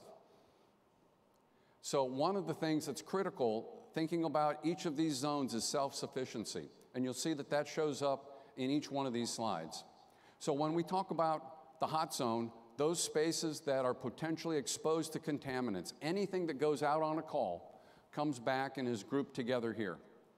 It's apparatus bays and all the equipment support. So now a close-up of that bay support area in the center, you'll see has SCBA, it has PPE storage, it has the workshop, it has a separate decon area with a commercial laundry, an extractor, hose storage, training mezzanine, all grouped together in what we're proposing as the hot zone. And then, likewise, creating a safe living area elsewhere. This cold zone space are all of the spaces intended for human occupancy of any kind. The sleeping spaces, the day spaces, the office spaces, the PT workout spaces, not in the bay, but in the clean, safe zone. And then thinking now about how we cross over between these zones. Again, think about self-sufficiency.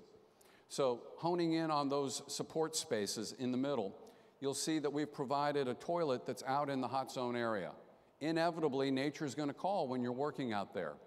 The intent is to not go into the clean zone, to have to respond to the call, to be able to stay out in the work zone area. Separate decon, separate laundry for the small rags or linens and types of cloths that are associated with the bay, stay in the bay. A separate janitor's closet and a separate cleaning supply area. Things should stay in the area in which they're used so that we don't spread contaminants back and forth between the zones. And of course, separate mechanical systems goes almost without saying.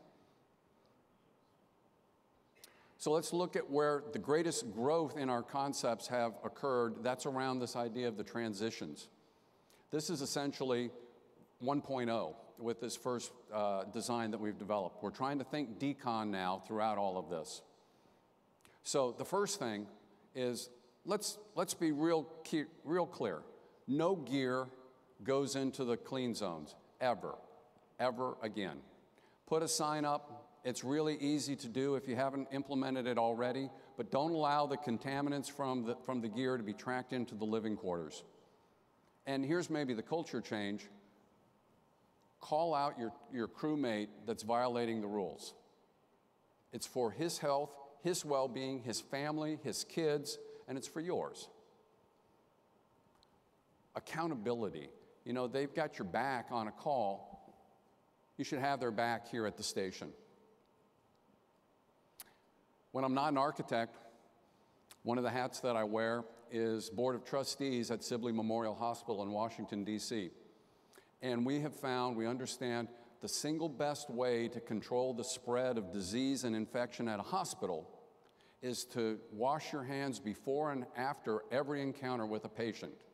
Whether it's a nurse, whether it's a doctor, whether it's an administrator, that's the highest, single, most effective way to control it. Why not apply some of that thinking to a fire station? So we've proposed sinks or hand sanitizers at the entrances into the living quarters as a way to keep your hands clean as the most effective way to limit the spread of contaminants. We've also suggested that we could have walk-off mats in this corridor area as a way to keep at least some of the stuff from tracking into our living quarters. This represents our most recent thinking. It's developed over the course of a couple of years, and you'll see that those 3 corridors have now expanded into an entire zone. So let's think about this. This is a design for King George Fire Station, currently in design in Virginia. And we'll do a blow-up of that central zone area. We recognize that not every call is going to generate exposure to contaminants. So for those calls when you're returning, we want to provide a bypass that allows you to go straight into the living quarters without going through enhanced decontamination. You'll see those 2 corridors at the top and the bottom. And along those 2 corridors, what we install are hand sinks and boot washes to encourage cleaning of your hands and your boots on a regular basis. We also create an airlock. so that it's not just a single door between the spaces, but it's a separate zone that prevents the air being transferred from the apparatus bay into the living quarters with this separate zone. Located the ice maker in this zone where it's readily accessible to the apparatus bay, but it's not in the same environment as the diesel exhaust is being released. So what happens though when you are exposed? When you do have a fire, dumpster fire, auto fire, structure fire, electrical fire, whatever it might be. So when you come back from that call, rather than bypassing, clean up your apparatus, probably do this in shifts, but you enter into this central hub, this decon area. It's outfitted with a stainless steel 3-compartment sink for cleaning off the breathing mask and the helmet. There's a trench drain. There's a large gross decontamination shower if that hasn't already occurred, an eye wash. The idea is that that's where you arrive. And then the equipment moves in one direction. So the gear laundry is immediately adjacent to this decon hub. And then adjacent to that is the PPE storage area. Allows you to clean your gear, put it back in the locker. And both of these spaces are immediately adjacent to the apparatus bay for ready access to the bay. However, personnel go in the other direction.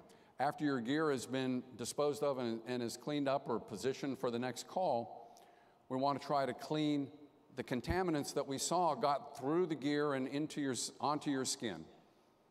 So we're proposing pass-through lockers. These show full-height lockers that are double-sided. They might be cubbies, but the idea would be when you come on shift, you put your second uniform in there, or you put in a set of gym clothes so that when you come back from a call, you can pick it up on the other side.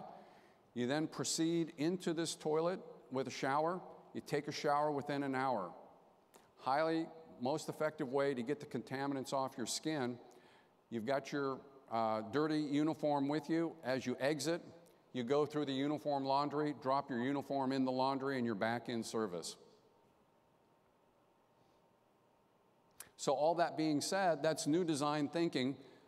Not everybody's working on new designs, yet everybody's got an inventory of existing structures that probably don't have any of this kind of thinking in place. What we're finding now is that departments are calling us to come in, do some studies on the existing buildings, to do a survey, and to start to talk about renovation triage. We can't wait for the industry to catch up with all new building designs, plus we've got the inventory of existing structures that need to be addressed. So the kinds of things that we're looking at when we do this is PPE handling. Is it in an enclosed room? Is it dedicated mechanical with direct exhaust, or is it hanging in on the wall in the bay as it has traditionally done for generations? When that happens, diesel exhaust can get embedded right into the gear. The gear is then put on, and any of those particulates are put in direct contact with your skin. When you get hot and sweaty and start to absorb again, it becomes a highway for contamination. So getting the gear out of the bays is critically important. We look at decon. We look at the adjacencies of equipment. Is it a good idea to have an ice machine right next to a cleaning sink? Probably not. We look at hands again, and signage, and hose drying. Any equipment that's gone out in service has gotten exposed to contaminants. If it isn't clean, it's still contaminated, potentially conveying that to the next shift or off-gassing into the space. Exhaust removal systems.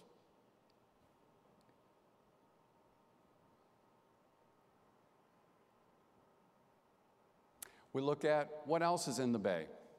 Often becomes a catch-all for a variety of storage spaces. Our vending machines and ice machines located in the apparatus bay, as you see in this photograph.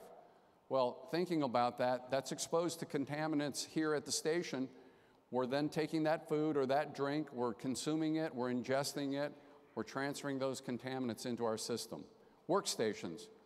PT is probably, if I was to ask here for a show of hands, who knows of a workout system that's somewhere in an existing apparatus bay? I'd probably get every single hand up in the room. That's an accelerated physical environment that allows the contaminants to get into your system through both respiration, ingestion, and absorption. And finally, supplies. Things should be stored in the safe space or in the red zone space and not cross-pollinated.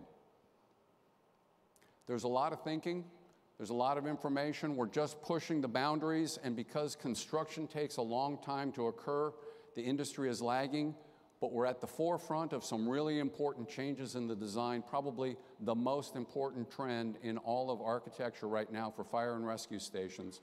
I'm going to be hanging out over by the Firefighter Cancer Support Network afterwards. If you want to talk further, I'd love to talk with you about this. It's important. Thank you very much. Thanks, Paul. Thank you. Talk to you soon. Thank you, Paul. We're going to switch back now to PPE. And our next presentation is going to be given by Bart McCool. We've already introduced Bart earlier. He's going to come back to the stage. Bart is a vocal advocate for educating firefighters concerning the selection and proper maintenance of their protective clothing. So Bart, could you please come back to the stage and do your presentation? Thank you.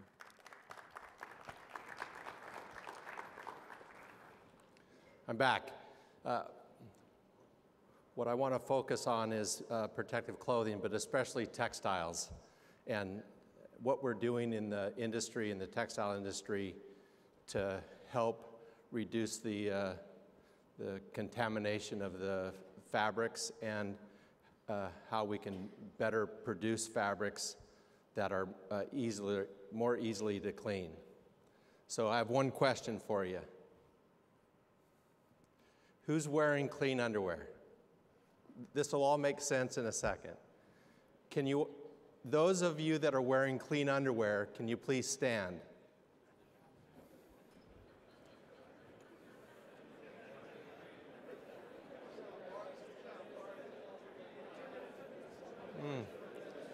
Some of you are worrying me back there. Okay, stay standing for me.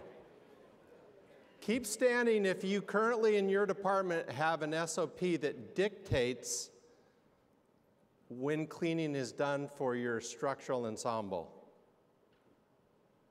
Those of you that do not have an SOP that dictates your cleaning, sit down. Okay, good. Stay with me. Second question is, if you do have an SOP, does it dictate that you clean your ensemble after every Ideal H exposure? That includes your helmet.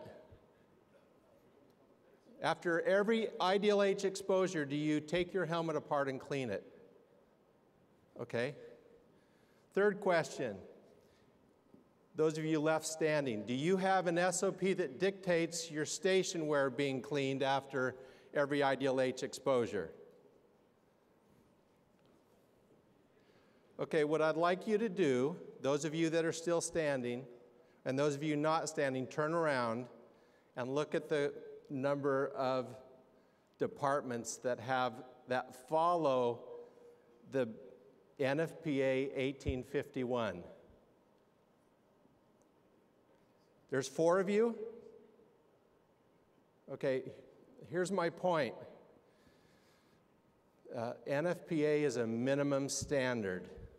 And when I was an active firefighter at Local 1395, I was given the task for our department to follow. You can sit down, thank you, the 4 people standing. What I am truly in hopes of is that you go back to your departments, and the IAFF almost everywhere has given up something for a seat at the table, correct? At the health and safety table. And my point is this, I want you to be the advocate, and we should be the advocate, to at least force our departments to follow the minimum standard concerning cleaning protective clothing. Agreed? Okay. Textiles. I do work for a textile company. Over the last 50 years, when we went to completely FR fibers, our main focus is thermal protection. And I go around the country all the time talking about how well your protective ensemble protects you. When we're talking about your basic jacket and trouser, this is the thermal protective performance test that we all have to comply to, and that is simply 1800 degrees, direct flame, radiant heat, and your ensemble has to keep your skin from blistering for at least 17.5 seconds to pass this test. And those of us in the textile industry is very good at passing this test. But now we have a new issue, and that new issue is what can we do in the textile industry to affect a change in producing a different textile that may make it easier to clean and decontaminate that fabric. I want to introduce you to the aramid fibers that we use to spin yarn out of is somewhere typically between 12 to 15 microns. As you see, a human hair is roughly 50 to 70 microns. The new 1971 particulate barrier is between 0.1 and 1 micron, but the moisture barrier that's in your structural ensemble is down to 0.027 microns, stopping bloodborne pathogen liquids. So we know that the majority of particulates is getting inside, and you've seen multiple pictures of the FAST test, but I want to focus on ultimately what can we do from a textile standpoint to make things cleanable. So this is a picture of one yarn, and when we say we spin yarn, what we do is we take those fibers, we mix them in the right percentages, we line them all up, and then we twist them into one yarn. So easily one yarn has somewhere between 200 to 300 individual fibers. This is one yarn, and this is, we've already figured out that particulates are somewhere between 0.1 micron and 1 micron. So my first point with this is we are concerned with cleaning. We're all concerned with what does cleaning do to that yarn? How fast does cleaning degrade a yarn? But I also want you to think about how much damage does these particulates do to the yarn that are left in the fabric? So that is a consideration. What can we do as a textile manufacturer to make this yarn more cleanable? Or what is the cleanability of that yarn? So there's three things that we're looking at and studying today. We're studying what is the right diameter. Can we increase the diameter of each one of those individual fibers? Second thing, each one of those fibers today is exactly 2 inches long. If we were to increase the length of fiber, would that make a difference? And last, considering yarn manufacture, is how many twists to that yarn do we put in it? If you twist a yarn too much, then it becomes brittle. If you don't twist it enough, then it doesn't have the tensile strength. So can we manipulate the amount of twists that we put into a yarn to aid in the cleaning of that yarn? You've seen a lot of fast pictures. The whole point of do you have clean underwear on is sometimes we think we have clean underwear, but the reality is we don't have clean underwear because we're not taking, we have particulates that are obviously getting in through our protective clothing to our skin. So from a garment side of this, the protective side of this, there's a couple things we know. One, we know if things are properly donned can make a tremendous difference in the amount of particulates that gets to our skin. This is on the left is does not have a particulate blocking layer in it and not properly donned, where there's gaps between the mask and the hood.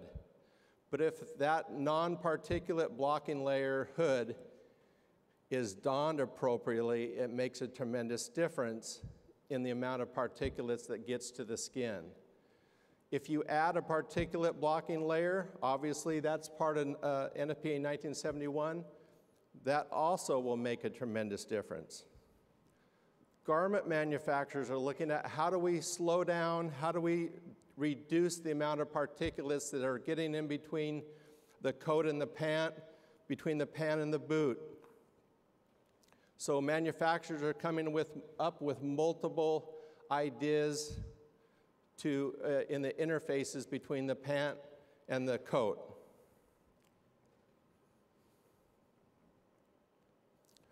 Lastly, I want to look at the weave of the fabric. So there's multiple weaves. We're all sitting here with multiple different weaves on today. Traditionally, this is an outer shell weave. It's called a plain weave. We also do what's called a twill weave. And the last thing we're looking at from a cleanability standpoint is, does the weave of the fabric make a difference in how easily we can get particulates out? This is interesting because most manufacturers have gone to a twill weave fabric, which provides more flexibility. But it looks like there's a possibility that a twill weave fabric may be a little bit harder to clean than a plain weave fabric. So that's the fabric. We used to consider that 20 wash and dry cycles, was the lifespan of an outer shell. Today, we're looking at we're increasing that to 50 wash dries and up to 100 wash dries. And this is a picture of an outer shell before wash and the same outer shell after 50 wash dries, and what the damage is caused simply by the cleaning process, and all the factors that I mentioned about yarn, spinning, and weaving a fabric, what we can do to make that fabric last longer, since we know that structural garment is going to stay in service longer. Up against your skin, we have the technology, and we know from a comfort level, if we produce a face cloth in our thermal liners and or our undergarments that wick moisture. So we have fibers available today that attract water. And what we're looking at is, in the face cloth of the thermal liner, if we can produce a face cloth that will wick moisture off your skin, and all your undergarments are also a fabric that also wicks moisture, will this also decrease the amount of particulates that are on your skin? Will it make a difference? Can we reduce the amount of particulates by getting them off your skin and into the fabric to be cleaned and washed and cleaned? So those are, from a textile standpoint, what is being looked at so that we can all help reduce the amount of particulates that are on a firefighter's skin. I greatly appreciate you having us and me today, and I thank you very much. Thank you.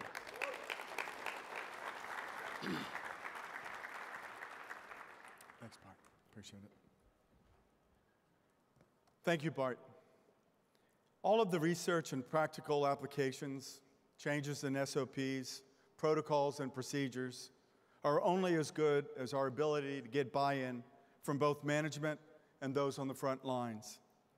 There are many cities and departments out there implementing these changes, and one city that has seen tremendous change lately is Boston and the Boston Fire Department, led by Commissioner Joe Finn.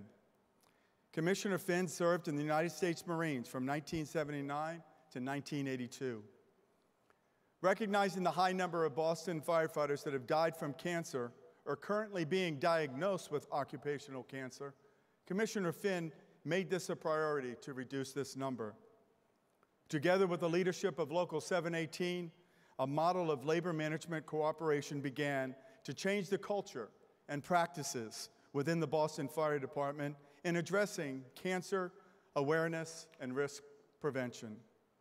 He is a leading voice among fire chiefs in the battle against occupationally acquired cancers. We are honored and welcome Boston Fire Commissioner Joe Finn. Thanks, Pat. Thank you, Pat. I certainly want to thank the IAFF for inviting me today, and I personally want to thank President Schaefberger for giving me the easiest topic, changing the culture in the fire service. It's like turning the Titanic around in the Charles River, but it's great to be here on the topic, and certainly one that's near and dear to all of us. Pat hit on the labor management relationship. I'm very blessed to be in a situation where I have two great partners in this endeavor. I have my boss, Mayor Martin Walsh, who's been mayor, just finished his first term, who in his first term has committed over $100 million in capital expenditure for the Boston Fire Department. We haven't seen that kind of expenditure in this department in 20 years with the prior administration. He's a cancer survivor himself, and he certainly is a big advocate for everything we're doing around the topic. My second partner is President Local 718, Richie Paris. I couldn't do what I do without his support and his friendship, and I truly mean friendship. He truly is a labor leader and gets what needs to be done, even at the expense sometimes of political capital. So I want to thank Richie. Talk about political capital just for a minute. Political action matters. We went through 20 years of torture under a city administration that did not care about the health and wellness of firefighters. Local 718, under the leadership of Richie Paris, along with guidance and tutelage from the late Mike Mullane and PFFM President Eddie Kelly at the time, went out on a limb and endorsed Martin Walsh for mayor in 2013. 13 candidates in a race. They went out, the first public employee union to come out and endorse them, and we are reaping those benefits today. We learned a lot in that 20-year period of time, and probably the most important topic we learned was the fact that our members are dying at an exponential rate to occupational cancer. Since 1990, we've lost over 190 Boston firefighters to an occupational cancer. And I believe that number is artificially low because of the fact that I cannot track our retirees who are outside the 5-year look back on our presumptive legislation. But I think that number is artificially low at this time. So Richard Paris, the president of 718, myself, once I was appointed to the commissioner's position, sat down and discussed how best we're going to change the culture in the Boston Fire Department to combat this epidemic. And when you look at the period of time, and it was never so stark as it was in 2014. 2014, I think a lot of you folks remember we had 2 tragic line of duty deaths on Beacon Street in the Back Bay section of Boston. In 2014, we also lost 4 members to occupational cancer. Virtually went unnoticed, except for the people in the fire service. Our brothers and sisters in the fire service noticed it, but no one else did. The public didn't notice it.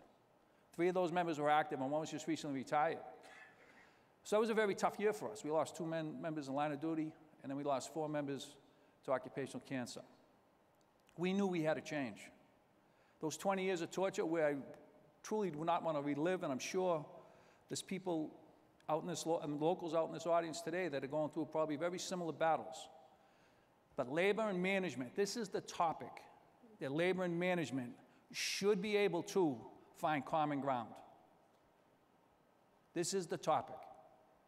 You should be able to find common ground around this and work together to solve it. There's no silver bullet here, for sure. There is no silver bullet to this issue. As we listen to the presenters all day today, it's a multifaceted approach that we all need to take seriously, and we all need to make the difference. Cultural change doesn't come easy. So when we discussed what we needed to do to actually bring about that change, we decided to launch a video campaign. I believe a lot of folks in this room have watched our first cancer video. It highlighted 3 members of our department who were going through the throes of cancer in various stages. One of those members, Mark Matthews, has succumbed to his cancer. Richie and I visited him the day before he passed. He asked his wife to leave the room and said, "Please don't let my death be in vain.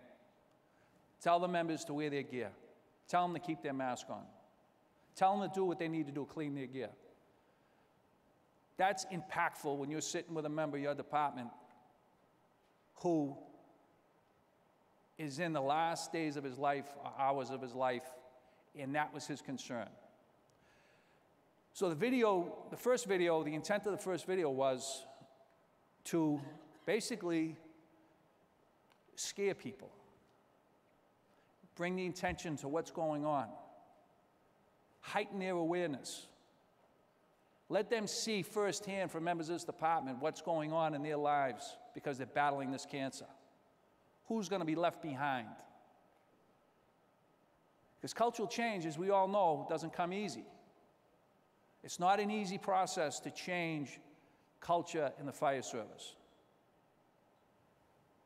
So that first video, the intent was to put it right out in front of everybody. This is what you need to know. This is what's happening. Then we chose to do a second video, and that dealt with best practices.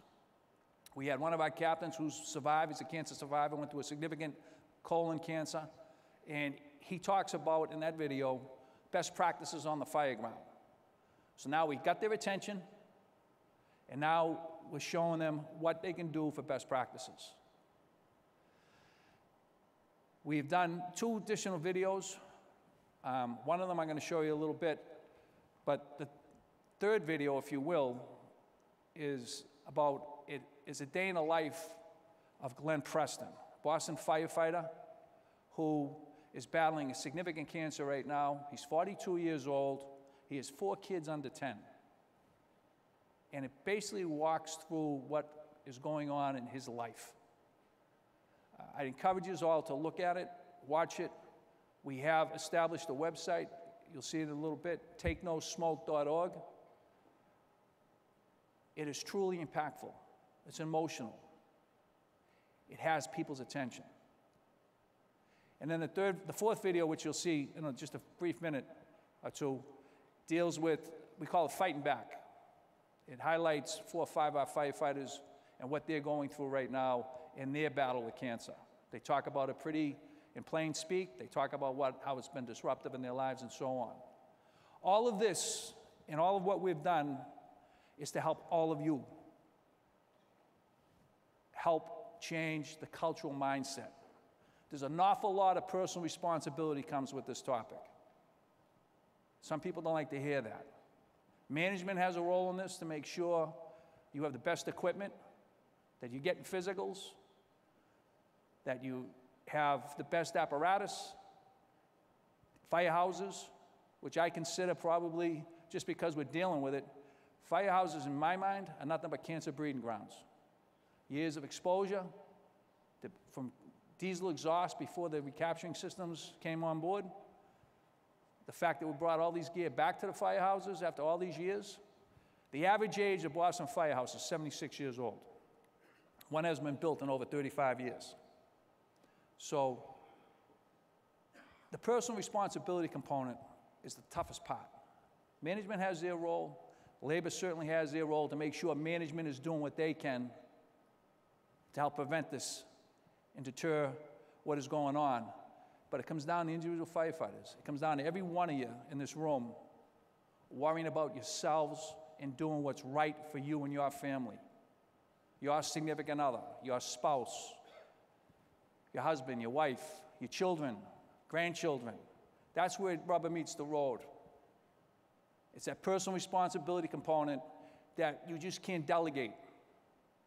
You just can't give it up and say no. We're trying and working hard in Boston now where we have, and bringing the leadership on board. I think probably the most important rank in the fire service right now that's going to make the change occur is at the company level, the lieutenant and captains at the company level.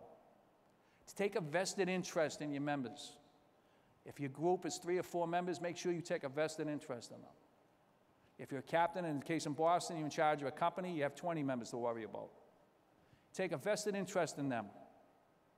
So when you're on the fire scene, you're not taking smoke needlessly. You wouldn't let one of your brother or sister firefighters crawl into a hole in the floor or work on an unstable roof. Why are you going to let them take smoke needlessly? Why? It doesn't make sense. The issue is going to kill us. It just doesn't kill us immediately. It's going to kill us 10, 15, 20, 25 years down the road. That's the difference. You'd like to think that company officers, chief officers, take that type of responsibility for their members. And depending on your leadership style, I prefer the sugar and spice type leadership, where you basically get people to change, let them know that you really care about them, that you're concerned about their well-being. But every once in a while, you got to break that bat out. I mean, in Boston, the biggest challenge we face right now, which is changing, believe me, it's changing moving in the right direction, is the sense of invincibility some of the young firefighters and mid-career firefighters have.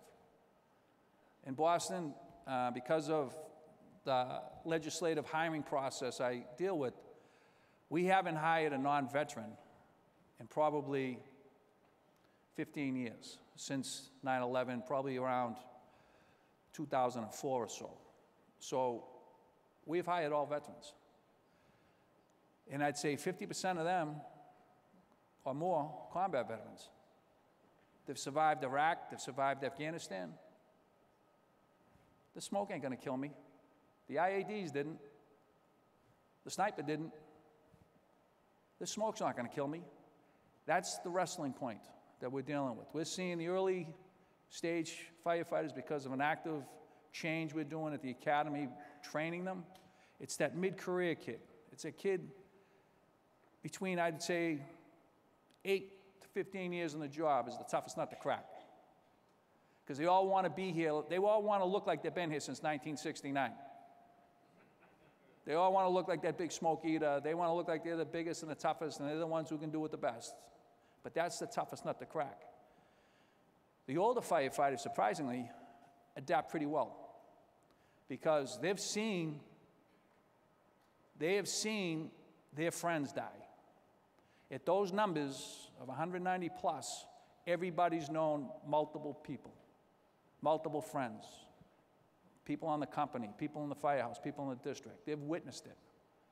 And it's funny, when you get a little older, mortality kind of sets in, and you start thinking, well, I want to be around for a little bit.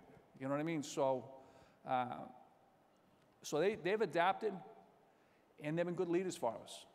They're pushing the kids. That mid-career kid, they're pushing them, making sure they're wearing a mask. Ideally, you want it to come down at the company level where everybody's watching out for each other, much like we do with any structural hazard. There's no reason why we should be in any environment unless we're fully bunkered up and protected. It's that simple. It's not rocket science. It's really that simple that you need people to start saying, hey, Billy, put your mask on. Let's get upwind. Let's get to the side. Because, I have no degree in any medical field. I am a basic EMT, and very basic at that. But it makes sense to me that if we reduce the chronic exposure time, if we can cut that in half, from what we're used to, say 10, 15 years ago. If we can cut that in half, so people are more cognizant on the fire ground, they're staying out of the smoke plumes, they're upwind, not downwind. If they're working on different tactics, that they're fully bunkered and protected, if we could reduce that by 50%, logic would tell me we could probably reduce our cancer rate by 50%. It's that educational component that's going to make the difference, that people understand it. In that video I mentioned to you about what Glenn Preston talks about, and I encourage you to, it's too long to show here today, but I encourage you to go on our website and look at it. His oncologist talks about what happens when you ingest smoke, or inhale smoke, dermal absorption. He brings you through how it enters the system, transfers in the lower lungs, or the lungs into the bloodstream, ends up in at the cell level, and how the mutations start. So I'd encourage you to watch that, but the changing culture starts at the top, but you cannot exclude the fact that there's a lot of personal responsibility in this, and I think the education around the firefighters, making sure they understand what's going on, the level of risk they're involved in, that they truly comprehend it, people will start to change behavior. It's that simple. If I could, can I just show the video, please?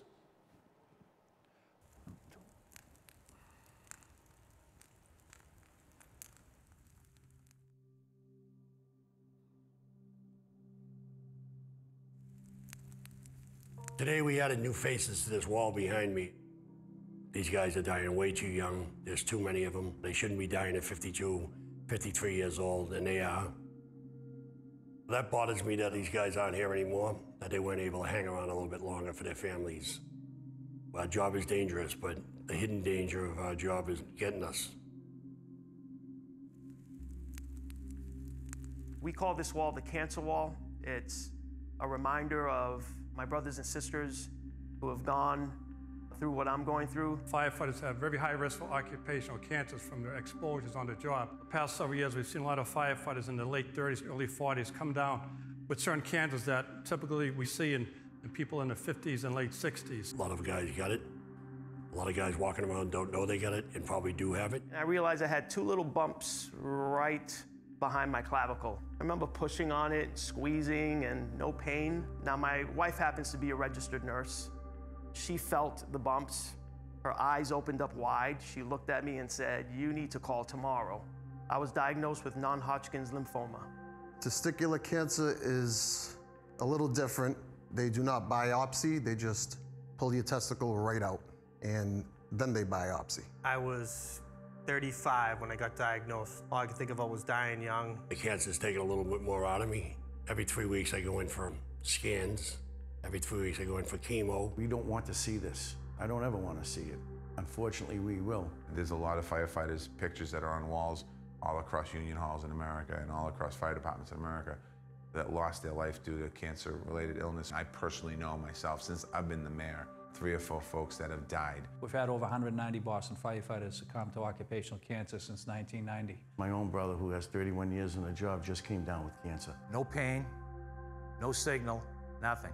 The oncologist and my urologist told me that bladder cancer is a common cancer for firefighters. You don't think it's gonna happen when you're this young, and hopefully it doesn't. I was more fearful for my wife than I was for myself. Already I was feeling my mortality. They're telling me that it's terminal, that it's incurable. I'm learning to accept it. I have cancer, but it doesn't have me. I just hope I stick around a little bit longer for my kids. I'll never forget my first fire right out of the academy. One of the guys said, "Oh, don't put your mask on yet. Save it till you get to the fire." I said, "Okay." For a week, every time you take a shower, your pores open up and you can smell the smoke. You blow your nose for a couple of days later and that's all you have is black coming out of you. I never thought of it back then, but I think of it now. Man, what was that stuff doing to my insides? When there's smoke, there's cancer. I really want firefighters to remember that. Exposure to particulates within smoke can cause cellular changes. These cancer-causing chemicals travel into the bloodstream, set up in different organ systems, cause DNA damage, mutations, abnormal cell growth, and cancer develops. As soon as you can see 2 feet in front of you, you take your mask off and go to work. Well, that's probably one of the most dangerous times because it's floating around and You know, you let your guard down. The smoke is loaded with carcinogens. It's not conducive to life, smoke. There was a fire in a power plant in 2002 in South Boston where we had 9 alarms and over 200 Boston firefighters responded. Over 50 of those members have developed a significant cancer, cardiac issue, or lung disease, and 15 have succumbed to their exposure. Mark Matthews, Billy Foley, Kevin McNiff were all at that fire, as well as Glenn Preston. Glenn, 40 years old, 4 young children under 8. It was his first significant fire. The chemicals that were involved in that fire, the carcinogenics that were being given off, it was like you were working on an oil dike. Whatever was burning, mineral oil or whatever, it just wouldn't go out with water. I'd never seen smoke like it. In your mouth, in your eyes, in your ears, in your nose. Unfortunately, the mask we had back then wouldn't stay secure to our face because of the oil coming down our face. So we took a beating. We're working with Dana-Farber to identify the risks to the members that responded to that fire and try to get them into early screening and testing to hopefully catch something in its incipient stage. I really do believe that that fire is why John's up in that wall, why I'm sitting here, and why Matthews is up in that wall, why Frankie Flynn's no longer here. That fire is, in my opinion, where we all got cancer. But I went right back to the firehouse with that gear I had and put it on the next fire I went to and used that gear for quite a while before we finally put it out of service.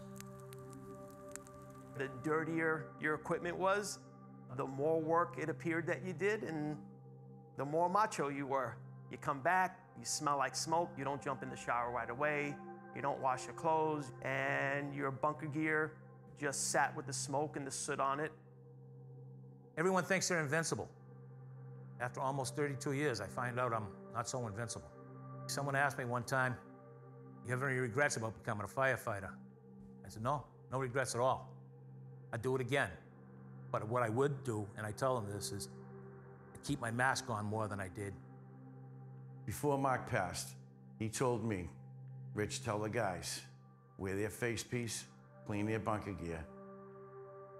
If he could do it all over again, he would. Firefighting is an inherently dangerous job, and we are going to be exposed, and we are going to be in risky environments.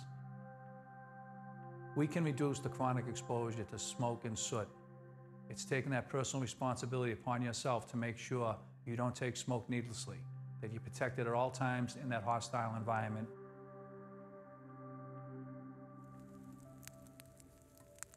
Boston Fire Department is fighting back against cancer. Yeah, it just feels great that the department is investing in our safety. They're doing a lot more to save us and save the future firefighters. Health and safety of our members is of utmost importance, if not the most important thing we do on a day-to-day basis. We want to make sure that there is life after the fire department. We have to do more to make sure we protect our firefighters. Really looking at how do we make sure that this job is as safe as it can be, both while they're doing their job and then when they're not doing their job back at the firehouses. We need to make sure we have the best technology. We can't have a ladder truck pulling to a scene and breaking down. We've been able to go out and buy 23 new engine companies for the city of Boston. Each one of them is coming with a 30-gallon foam bladder, which will give us significant capability on the fire ground, so firefighters aren't up close and personal being exposed needlessly. Car fires and dumpster fires use that foam and stay away from the smoke. Reduce that chronic exposure time and protect yourselves. The new equipment we have seems to be doing that a lot better than what we used to have. Certainly, when I first got on the job, the equipment we had then was a jacket and, a pair of pants. Now we have the jumper gear, we have the boots, we have everything. The goal of having better bunker gear and having better SCBAs is to reduce the amount of time that we're being exposed. We have 45-minute bottles now, which help a great deal when we're doing overhaul. It gives us a little bit of extra time to be on air. We want to be able to protect the membership as much as we possibly can from the dangers that they're facing. If it's going to keep those chemicals away from your body, that's great. Our fire department's not changing. Our identity is not changing. But our approach to health and safety is changing. We're really starting to see the cultural change. Firefighters are going to fires now. They're more cognizant of their environments. They're keeping their masks on. They clean themselves when they come back. They're washing their bunker gear. And they're following all the different tactical changes we've made. I did go for a physical every year, and that's how it was originally spotted. That was a come to God moment. We really need firefighters to get comprehensive physical exams on an annual basis. The checklist that we use is a form that they bring to their primary care physician to get these aggressive screening tests at an early stage. The prognosis of catching cancers early in firefighters is excellent. There are many firefighters in Boston working today who feel blessed because they took part in our physical exams. I think every time I go back to the doctors and they tell me I'm cancer-free, it's like a new day. Compared to what I felt like back then, this feels great. This could happen to any of us, and just try and be safe. Wash your hoods, wash your bunker gear, wash your personal gear. If you notice anything abnormal that wasn't there before, regardless of whether you're feeling symptoms or not, go get it checked out.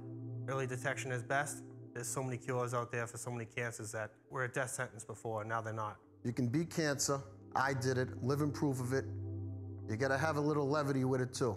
You can't let it sink you down and make you depressed. There's a lot of nicknames for me in the firehouse having one testicle. OB, one ball, and I roll with it. What I've learned in 33 years as a firefighter is that you tend to develop a sense of invincibility. I'm here to caution you on that. The toxins and carcinogens that are produced by fire don't care about your sense of invincibility. They will attack, you will not see them, and eventually you will be diagnosed and you'll end up spending 30 years in a firehouse and yet only get 2 years in your beach house. Think about your wife, your children, your significant other, because that's the one that matters the most. It's about reaching retirement and enjoying your family, because you've truly earned it.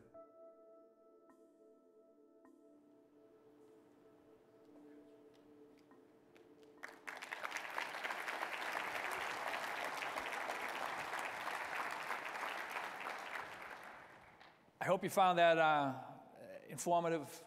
We certainly appreciate every member who participated in the video. It was difficult to watch them talk about what's going on in their lives. And for them to step forward, they're going to make a difference. The people who participate in all our videos, they're the true heroes. They're the ones who are going to make that difference. Just a couple things what we've done in Boston, just on, when you look at where we were, that 20-year period, we had fire trucks that didn't have brakes. I think you all know that story. We had firehouses, like I said to you, in my opinion, were nothing but breeding grounds for cancer. We're on the upswing. I mentioned Mayor Walsh. He's over $100 million he's committed to us in capital expenditure in his first term, which has done remarkable things. We are going to probably change out our entire fleet in the next 18 months. About 90% of our fleet is going to be completely changed. We talked about, they talk about the new engine companies. We just purchased 23 new engine companies. They all have foam capability, 30-gallon foam bladders. We're seeing that make a difference on the fire ground. Think about it for a minute. What's worth dying for in a dumpster? Nothing. Car fire, nothing. Car fire is nothing but a plastic box. It's not worth dying for. So encouraging people, as long as access is available to, this foam system on the engines is pretty simplistic. It's the Foam Pro system. You press a button, you get instant foam through any of the discharge outlets. So if you don't have an access issue, you should be able to get that piece within proximity of that dumpster or car fire. Now, certainly the car fires, you got to check, you got to make sure that pop the hood, pop the trunk, make sure you get no victims. Back it up and hit it with foam. Company officers are telling me it's cutting the extinguishment time down by 50%. That quick, and no one's up close and personal. No one's taking smoke needlessly. Dumpsters, it's real simple. Fill it with foam. If it runs off, fill it again.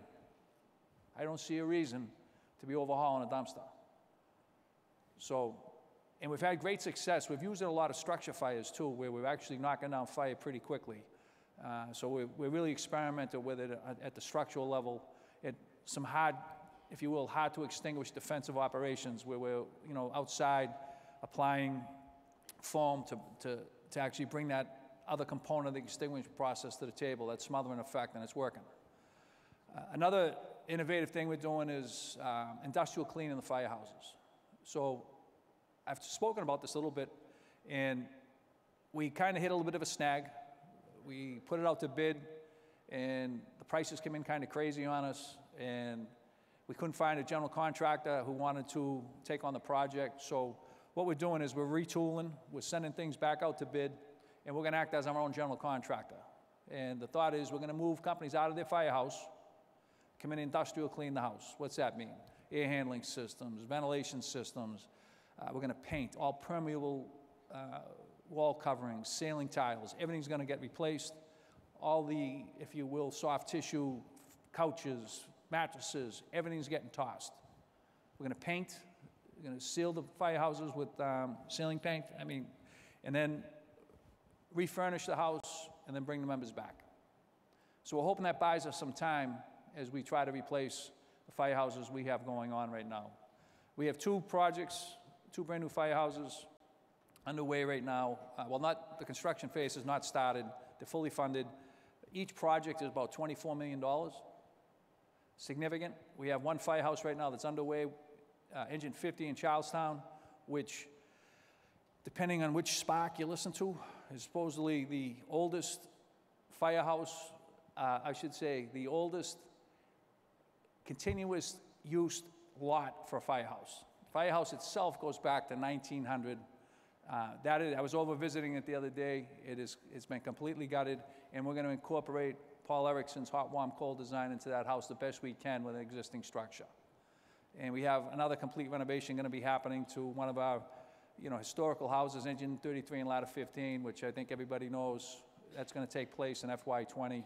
So we got a lot of things going on around the firehouses, but we're hoping the industrial cleaning concept and process will buy us time. So we get the houses cleaned up, we get rid of all the toxins and carcinogenics that have been left behind and get them back into a livable environment until we get to that point of replacing more houses and renovating. So that's going on. We are working with Jeff Burgess. We got a recruit class coming in at 60 in a couple weeks. We're going to sit with them, and they're going to be part of that cohort study. I'm really encouraged by that as far as they follow these young firefighters throughout their 30-year career. They'll see the difference if there's a change in their DNA and RNA and all those things that really matter as far as trying to predetermine cancer. So we got a lot of things going on, and we're working with Dana-Farber. They talked about the site power plant fire in the video. We had a town hall meeting, if you will, of all the members we could identify who've been at that fire, active and retired. We had them do a health survey. We got the results of the health survey. Of the active members who were at the fire, 77% participated. Of the retirees, over 66% participated. And now Dana-Farber is tailoring, if you will, testing processes around them individually. So we're partnering with Dana-Farber. Dana-Farber is right in our backyard, so why not use them? So we got a lot of things going on. And I just like to say thank you to the IAFF president for inviting me today. Certainly General Secretary Kelly and my dear friend, President Richie Paris in the background there, my true partner on the day-to-day operations of how we're moving this ball down the road. So thank you.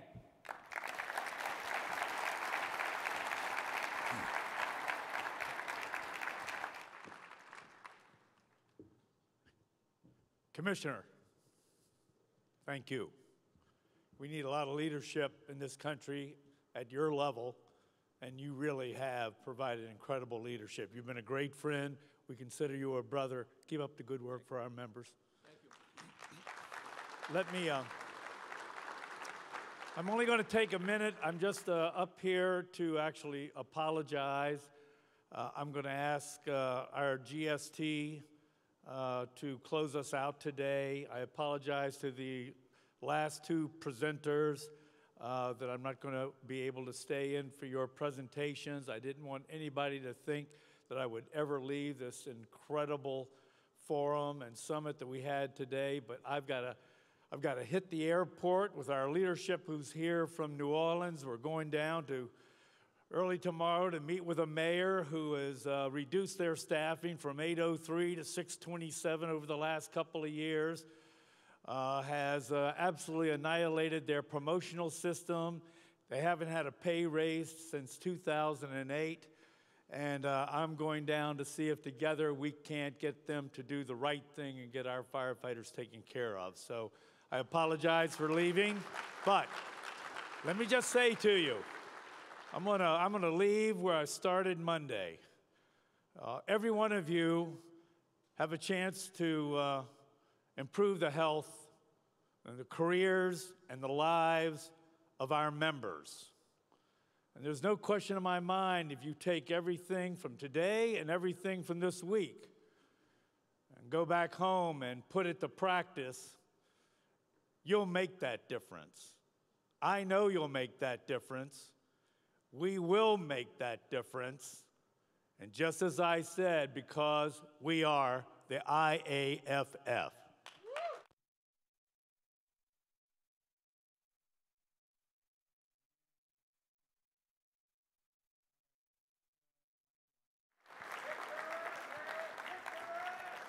Hey, do you want me to get?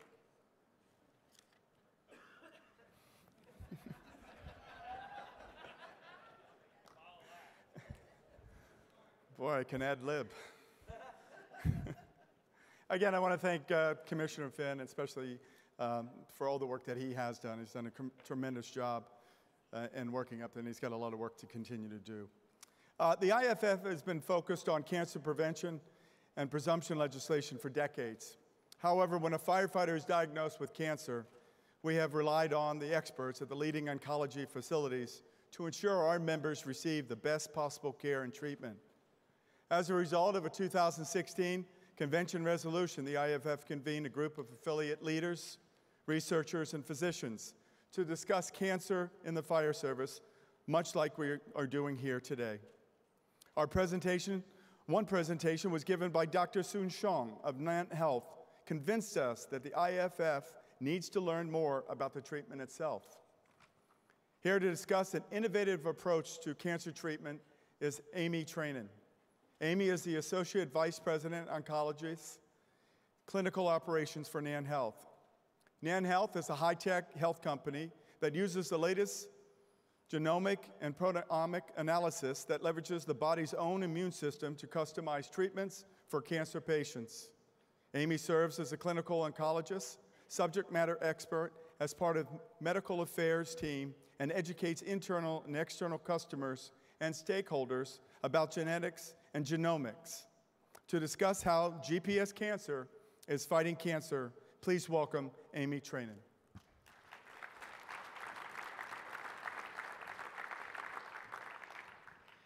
Well, good afternoon. Thank you very much, Pat. I am thrilled and honored to be here. I so admire the work you all do and everything you do to keep us all safe. And it really is a great privilege to be here. We are really switching gears because we've talked all day about, and there's a high bar to reach here with the great presentations and all that I've learned. But we're going to talk now about how we treat cancer. And so that hasn't been talked about at all today, and we don't have nearly enough time, but we're going to do it in a short time and talk about some options that you have because of our wonderful and meaningful partnership with the IAFF. So very briefly, GPS Cancer is a way, it's essentially tumor molecular profiling. What we do is we learn about the biology of the cancer that's been diagnosed, and we use that information about the biology of the cancer to treat the cancer. The testing that we do is the most comprehensive and precise that's out there, and I'm going to tell you all about that. But the purpose of it is to learn more about the individual's cancer and to use what we learn about that tumor to make better treatment choices. And so we're going to talk about that in just a bit. But before we get into details, I think the best way to tell about what we do is to have a patient tell the story. And so I want to introduce you to one of our patients. I wasn't able to get a firefighter, but if we come back, which we'd love to, we'll definitely have a firefighter. And I'm going to go through what their story is for you.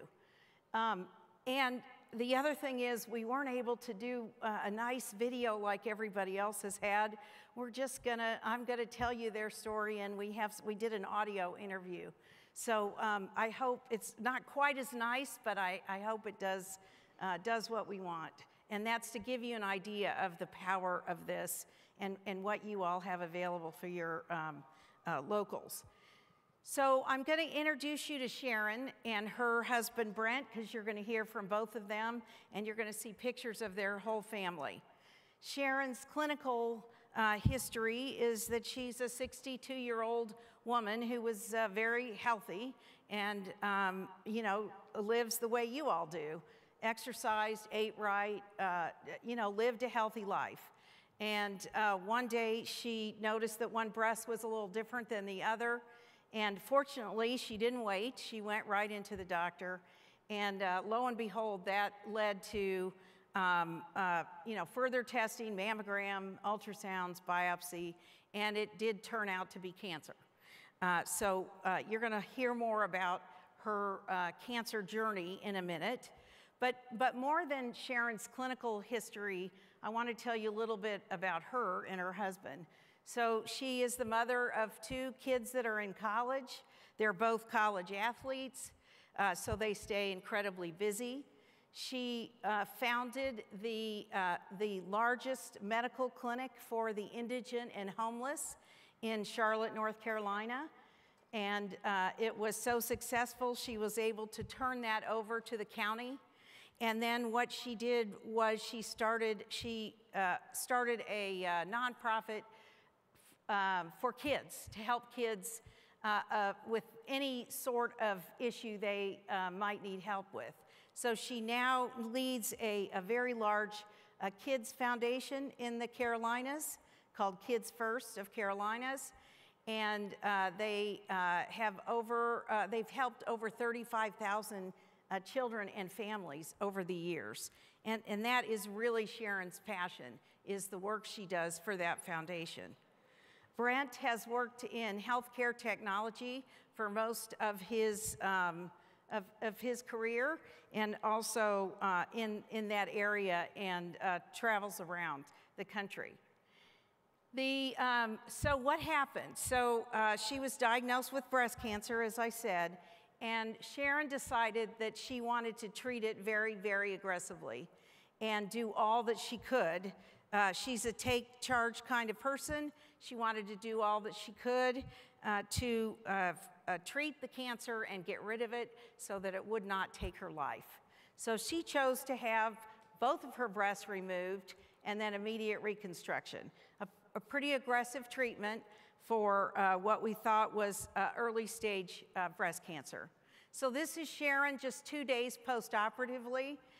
She looks kind of funny in that pose, but what she's trying to show you is that there's 2 tubes, 2 drains actually underneath where she's pointing, underneath her breast, and she went home so soon after surgery, and she looks like a picture of health, but she was obviously has those 2 drains in there, and that's part of pretty standard these days.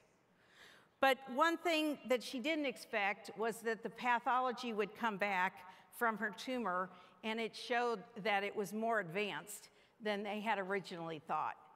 So Sharon had to think about more treatment. Her aggressive surgery was not going to be enough, and she was going to need more treatment, much like you saw the woman in the video earlier today. But Sharon, as I said, is a take charge kind of person, and she did not want to just do what everybody does, which is the standard of care. So you're going to hear in a second what she was offered. And when you, standard of care is I don't want to sound like standard of care is not good, but standard of care is based on empiric evidence. And what that means is our gold standard of evidence today is we study large populations, much like you've heard that you guys are studying in your populations. But you study populations of people that are as alike as possible. So Sharon would be in a bucket, 62-year-old, stage 2 breast cancer, ER/PR positive, other things, but that would be the only thing that fit her specifically. and her care would be decided based on those few factors.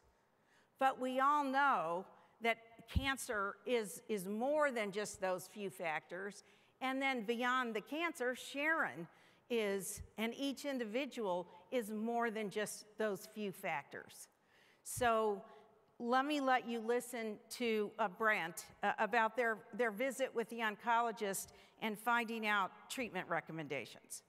So we went back into the oncologist and he said, you don't need to do the blueprint, it won't matter, you're gonna get the same chemo no matter what anyway. And he said, as a matter of fact, we give this to 90% of our patients, and we know it only helps 5 or 10%, but we give it to everyone because we don't really know which ones is gonna help the most or which ones are gonna react to this. So as you can imagine, because they're telling this story, Sharon did not really want to go, and based on how they described that visit, did not want to go with just standard of care. They wanted to see what else was available. And that's how they got to undergo GPS testing, which if I don't hurry up, you're not going to hear anything about it. So we're going to go on, and they then had the GPS testing, and let me let you listen. We were worried about doing something that was too toxic for no reason, or wouldn't have a great outcome, and we wouldn't know why we were doing it. So with all that said, GPS was great. We were the first, so we had some kinks to work through. Rachel helped us with Gibbs Cancer Center. She was amazing. Test came back, and then we kind of had the call that changed our life in a great way. We were on our deck, having a glass of wine, waiting on Dr. Reddy because it was California time. He calls us about 8 o'clock and he goes, okay, let's go over this test. So what we found with our GPS testing is that the mainstay of treatment for Sharon's kind of cancer is a drug that has fairly significant side effects. One is hair loss. Almost universally, no matter what you do, you lose your hair.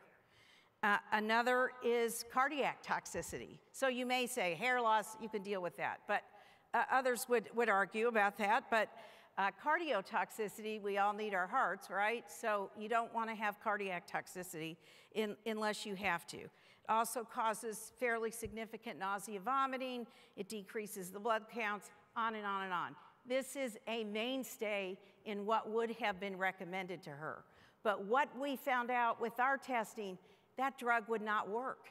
They would have given it to her, and it's like giving water instead of the drug. She would have had the toxicities from the drug because it's going to work in the way that it does harm normal cells, but it would not have done anything to the tumor.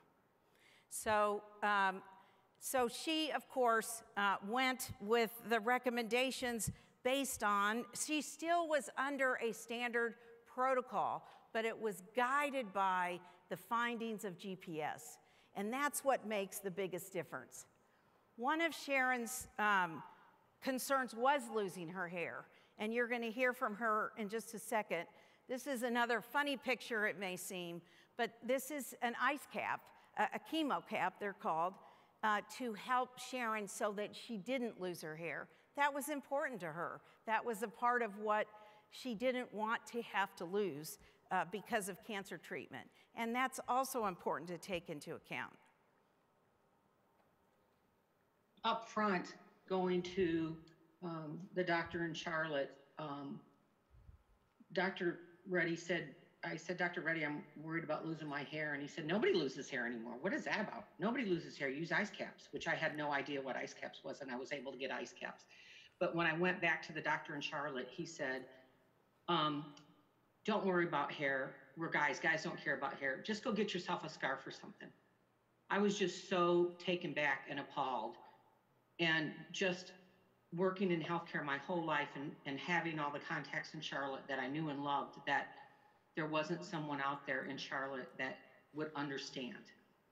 And that's why I told so few people and confided so much in Rachel and leaned on her so much, because every word that she said to me was a new day, and it meant so much to me.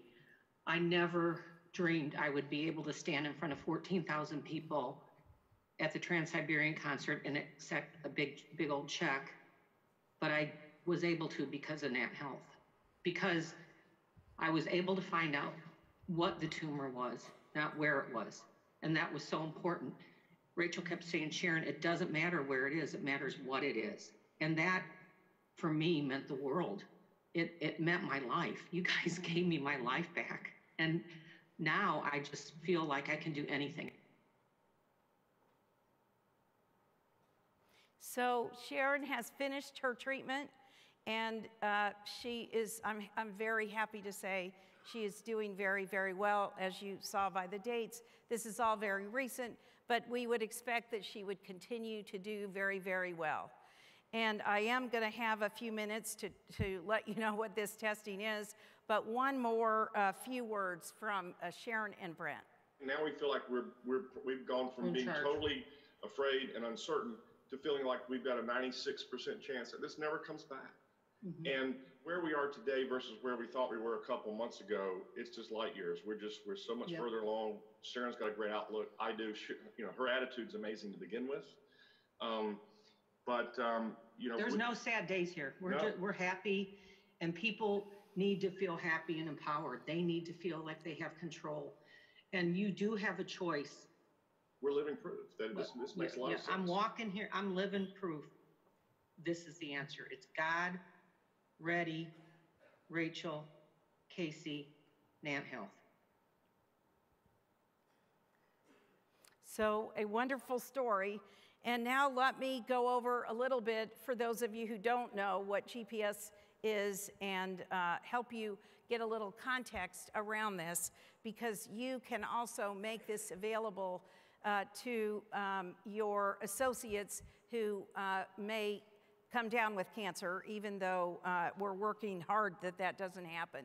So GPS is like the global positioning. What we're doing is we're looking very deeply at the molecular level to identify what is driving that tumor to grow, and then what treatments do we have to combat that. GPS stands for genomic proteomic spectrometry. And although I do want to talk about the science and the research a little bit, I'm only going to do it a little bit, so don't get scared. The central dogma of all human biology is essentially DNA is the blueprint for RNA, and RNA is the blueprint for proteins. DNA guides everything, and the proteins do the work. Most of our drugs go after proteins, so they're crucially important, but so is that entire biologic cascade, DNA, RNA, protein. Why am I going over that now? Because that's what GPS testing is. What we do is we measure every piece of the DNA in the tumor and also the person, because we want to compare the normal, the person, with the tumor so we can see the differences. So we measure all 3 billion base pairs that are in every cell of the tumor and then every cell of the body. We then measure all the RNA. So DNA is the blueprint for RNA, and we measure all the RNA. That's over 200,000 what are called transcripts. And then the last thing we do is measure proteins, because that's what the DNA and RNA do, is they code the genes code for proteins. So we can't measure all of the proteins because they've not all been identified yet even, but we measure the ones that are most associated with cancer, and certainly we measure all the ones that have drug targets to them. We actually have a lab in Rockville, Maryland, and one in Culver City, California, which is LA. And the first part that we do is proteomics, which is that mass spectrometry that you heard about. What you're looking on the screen is how that process works. Essentially, it measures the expression, the mass expression of protein and the charges of those protein through this really cool machine that we microdissect the tumor, and then it vaporizes the tumor. It's very cool. But that's about all I know about it, is that it's very cool. And then what we can do with that information is use it to identify treatments that are either sensitive or resistant to the tumors. And in Sharon's case, that's exactly what we found. We found that she would be resistant to this drug that undoubtedly she would have gotten, and it would not have done a thing. So she didn't get it. The second part is that we do the DNA and the RNA, and we don't leave one bit of either of those out. We are incredibly comprehensive, and we're very precise in what we do. And that's the process. I know you can't see the details. It's not really important. But the whole thing, DNA, RNA, and protein, take about 21 days. And then the lab of course, meets all the standards that need to be met for clinical testing. And we have the, I think General President's intro this morning said we have all the bandwidth and the superpower of computers and everything else to be able to do all of what we're talking about. We generate over 1 terabyte of data on each patient that we test, so there is a lot of data. What happens after someone is tested, and all it is a blood test, the tumor is already in a jar, we just get it from the pathologist, is a report that goes, a very detailed report that goes to the person with cancer's oncologist, that then gives them this information, this look down to the molecular level, and we also guide them in what it means, because most oncologists don't understand genetics and genomics and proteomics like we do. So we help them to identify what all of it means, and that's what you're looking at here.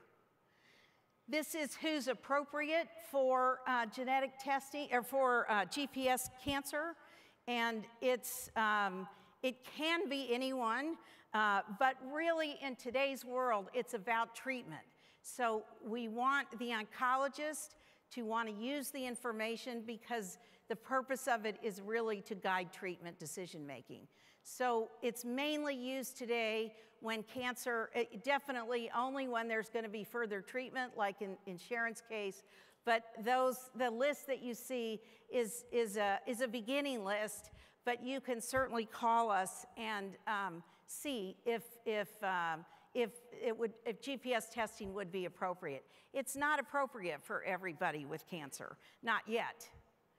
And I just wanted to say, if those of you who were here earlier, if you didn't have a chance to meet with my colleagues from NANT and you have questions, you can go to gpscancer.com, and there's a special section just for IAFF. We have a wonderful relationship with the IAFF. We have some locals who are already providing GPS Cancer as part of their benefit package, and so if someone is diagnosed with cancer, GPS testing is part of their covered service. So, and we'd love to make that available to any of the locals if you're interested. And I thank you very much for your time and appreciate being here. Thanks, Amy. Yeah, thank you. Thank you, Amy. We have one final presentation today. Exposure tracking is all over the map. To better understand how exposures impact our population, we must have a systematic and intuitive way to track exposures.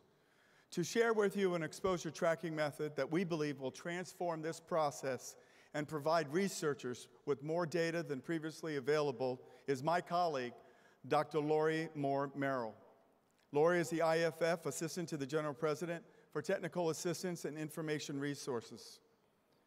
She formerly served with the Memphis Fire Department and still remains a member of the IAFF Local 1784.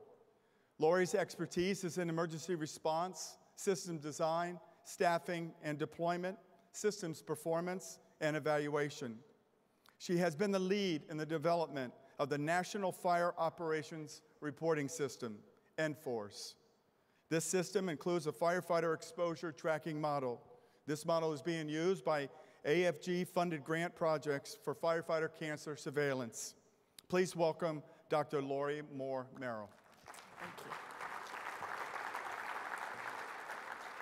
Good afternoon, everyone. All of the presentations that you have seen today required information. All of the studies you heard about required data. All of the studies that are in progress require additional data. Your data. The presumptive laws, many of them, depending on where you are, will require evidence of exposure. Welcome to NFORS, the National Fire Operations Reporting System. NFORS is a collaboration of several partners. You can see the logos on the slide. Everyone from the IAFF to the IFC to UL, NIST, University of Miami, who you heard from this morning. We're funded by the AFG, Firefighter Prevention Safety Grants, and it is the same team that did the NIST studies. Many of you are familiar with the NIST residential and high-rise studies. The same research team is building NFORS. It's the same team that's building our parallel project, Fire Cares. NFORS, in and of itself, is a data gathering instrument that is designed to collect the same information about the incidents of fire that we collect today, but also the operations. What happens in the environment? What happens when you show up on scene? Because that's what really matters. We need much more than the response time and the end result or fire spread. What did you do? What was your engagement? What were the operations? And what was the environment in which you were working, in which you were exposed? And so NFORS has 3 modules. The first 2 of these modules are operational now. We are ready for implementation in your department. The first being the CAD module. We call it the CAD module because it connects directly with your computer-aided dispatch system or your RMS system or a data warehouse. The CAD module collects operational information. It's available, as I said today, at no cost. We simply do an hour demo with your department administration, your IT folks, and we're able to connect and bring up a dashboard that is live and operational for you. Let's take a look at some of the things that this first module is able to do. It's important that you understand the operational environment because when we get to the exposure app, it's all connected. We have everything from unit availability to zone coverage, first and second due, all of your workload, resource capacity status on ongoing operations. Everything from water on fire time to primary search complete to ventilation. All of those things that you do when you show up. Let's take a look at a dashboard. This is an NFORS dashboard. It's a snapshot. This is Richmond Fire Department, who is live. We pull data from Richmond Fire Department every 5 minutes. The data are real. They're live. This is their current count of incidents, their response time, the 6.8. I'm going to use a laser. We'll see if it works. The 6.8 response time, their water on fire time, primary search complete time. These are operational indicators that are live in their dashboard. I'll show you a couple of other of what we call widgets in the NFORS applications. This has every unit. Let me back up, guys, sorry.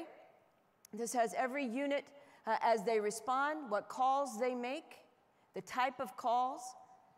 This is all calls for the department, everything from EMS, obviously the larger one, to their structure fires and all other types of incidents.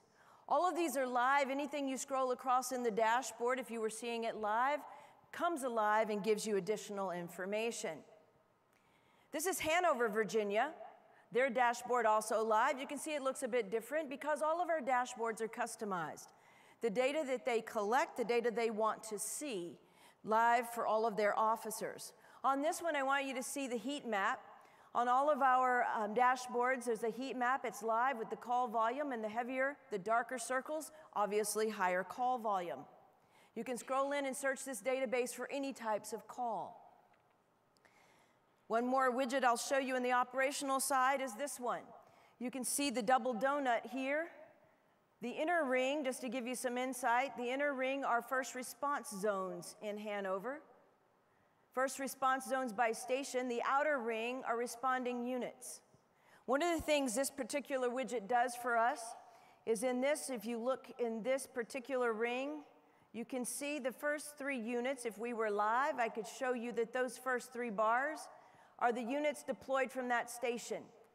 Everything else, and my laser just stopped on me, everything else in that circle is another unit, second, third, fourth due. So over 50% of their calls are coming from somewhere else, which equates to longer response times, which equates to escalated risk upon arrival, which equates to higher risk for you on the fire ground.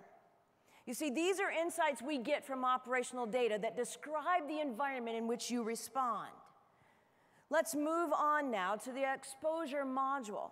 You see, because what we just saw in operations doesn't tell us the entire story. It gives us better insight about the operation, but it doesn't tell us about your exposure. So how are we going to get that data? That data is going to come from the exposure app. You see, we have a second module. It is ready to go. As you heard, both Jeff Burgess, Kenny Fent this morning mention the Infor's exposure app. That's the data gathering tool they're using for their studies.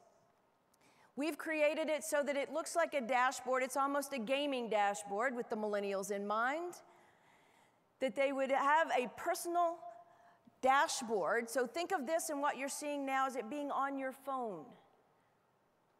You'd be able to enter your data. This is connected with the CAD module that I just showed you.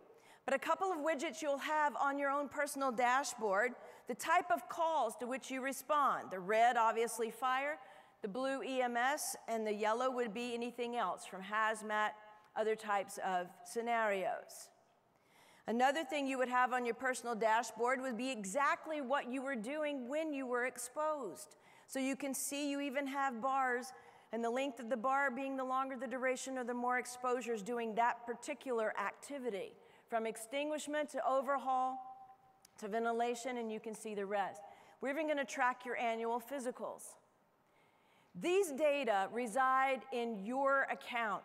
You see, we connect you through the department, and the way we're going to do that is once we have them live with the operational CAD module, you'll get an invitation to set up your Infor's ID and your Infor's exposure module account.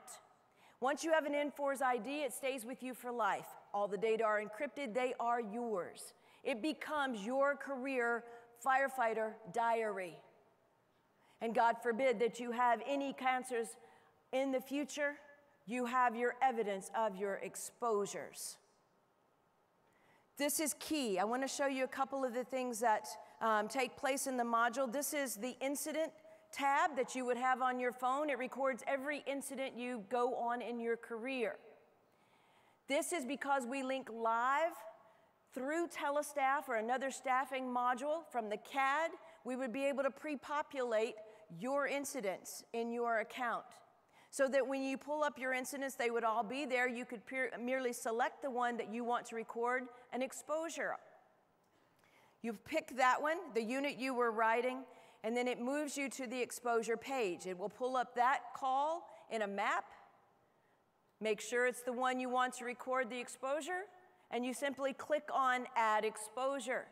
Then it's going to take you to a series of questions.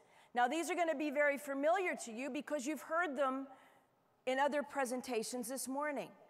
In fact, everything from what was burning, what materials were there, what was the situation you found on scene, what was the time and duration of the activity that you were doing on scene, were you on air? What was the status of your gear? Was it clean going in? Did you have soot? Was there dermal exposure? Does all of this sound familiar to you?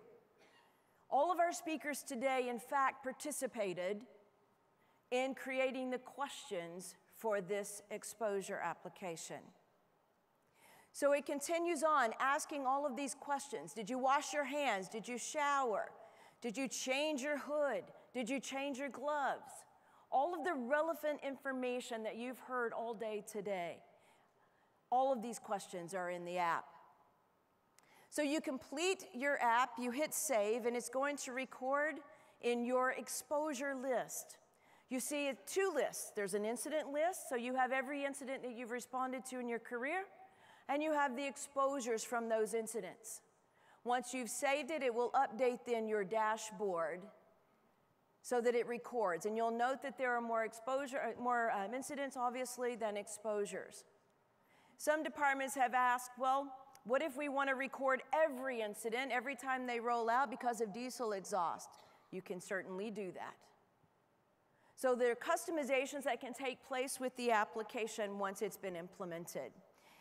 I want to tell you about one other feature, because a lot of our subject matter experts were saying if we're going to be recording physical exposures, don't you think we should record behavioral exposures as well? You see, just as vital as fighting cancer is fighting our suicides. And so we agreed. And so we've developed a behavioral health module in the exposure app as well. And so you can see on the same screen, you bring up the call just like you did on the app earlier. Instead of selecting exposure, you select critical incident. It's going to take you to a page to answer some other questions. These questions were prepared by the IAFF's Behavioral Health Center of Excellence. And so you'll describe the event, and it'll ask you some other questions, and record those critical incidents that you can't get out of your head. At least you have somewhere to begin to put them besides in your head. And so we hang on to those for you as well. Your behavioral health incidents would be in a separate tab from your other exposures. So with this, remember that the exposure tracker is available at no cost. You can set up a demo for your department. This is the device that is being used, the tool being used for all the major cancer studies. We've worked with University of Miami, so even if you're using their app, we're all collecting the same questions, the same data. And of course, N4s will be available if the cancer registry bill is passed for any kind of adaptation. We're going to be very dynamic to stay with you to prepare what you need. So when you're ready, and I challenge you now to go to nforce.org, click on the more information or the contact us, info, send us an email, say I'm ready for the demo, we want to be connected. I challenge you to go home to your departments and do that. Let's get you connected. Let's get your exposures tracked so that you have the evidence you need. God forbid that that should come to be. It's time. Thank you.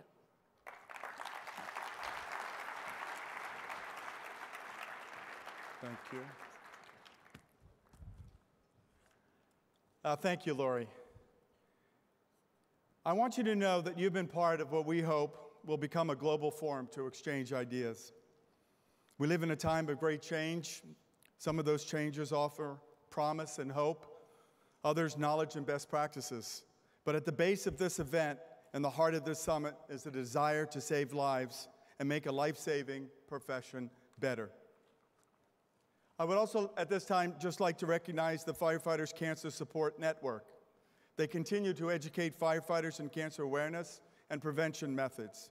But more importantly, they provide peer support for cancer survivors to members diagnosed with cancer and their families.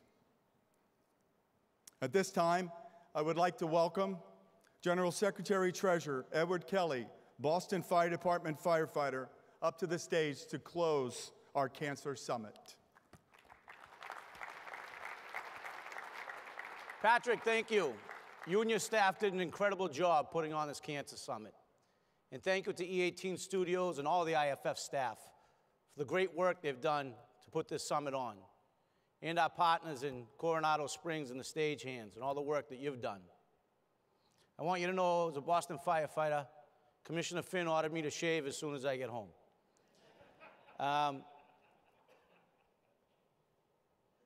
We have a great challenge in front of us. You know, when I came on 20 years ago, it was accepted that cancer was part of our job. That if you were lucky enough to get through a career as a firefighter without being injured or killed, there was pretty good odds it was cancer that was going to get you in the end. You know, As we have this conversation, and what a great day today was, as we forge forward towards changing that reality. We can have conversations at, if you will, 10,000 feet. But it's also very personal. You know, Commissioner Finn mentioned the fire at the site power plant. I got relieved 10 minutes before that box came in. My truck went out the door and went to that fire as the third due truck. Every guy in that video is a friend of mine. I've worked with them. A lot of the guys on the wall were great friends of mine. Fought fires with them. This is about us. This is about our families and the impact that the sacrifice that we're required to make in the performance of this job has on our families. And you know, I just really, really, from the bottom of my heart, like to thank our industry partners who teamed up with us to help tackle this difficult issue, with Tincata and Gore & Associates, and MSA, as well as DuPont, for stepping up and joining us and caring about us. Now today we heard from scientists, doctors, architects, attorneys. The wealth of intelligence that's being invested in saving our lives deserves an equal effort from us as firefighters to drive the change we need to tackle this very difficult issue.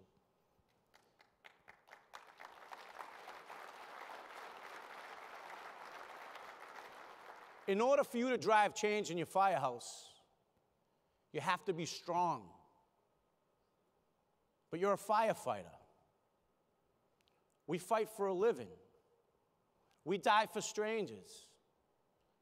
We should sure fight to make sure that we're taking care of each other and making sure we're doing everything we can to make sure it's not our family that's impacted by the loss that cancer robs people.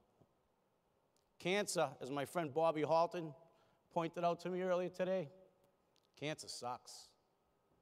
Cancer's bad. Why would we not stand up and fight for each other? You need to be strong. You need to be you. You need to be a firefighter to take this challenge on. So let's do it. Let's be change agents. Let's tackle this issue. Thank you, and God bless. Safe home, everybody.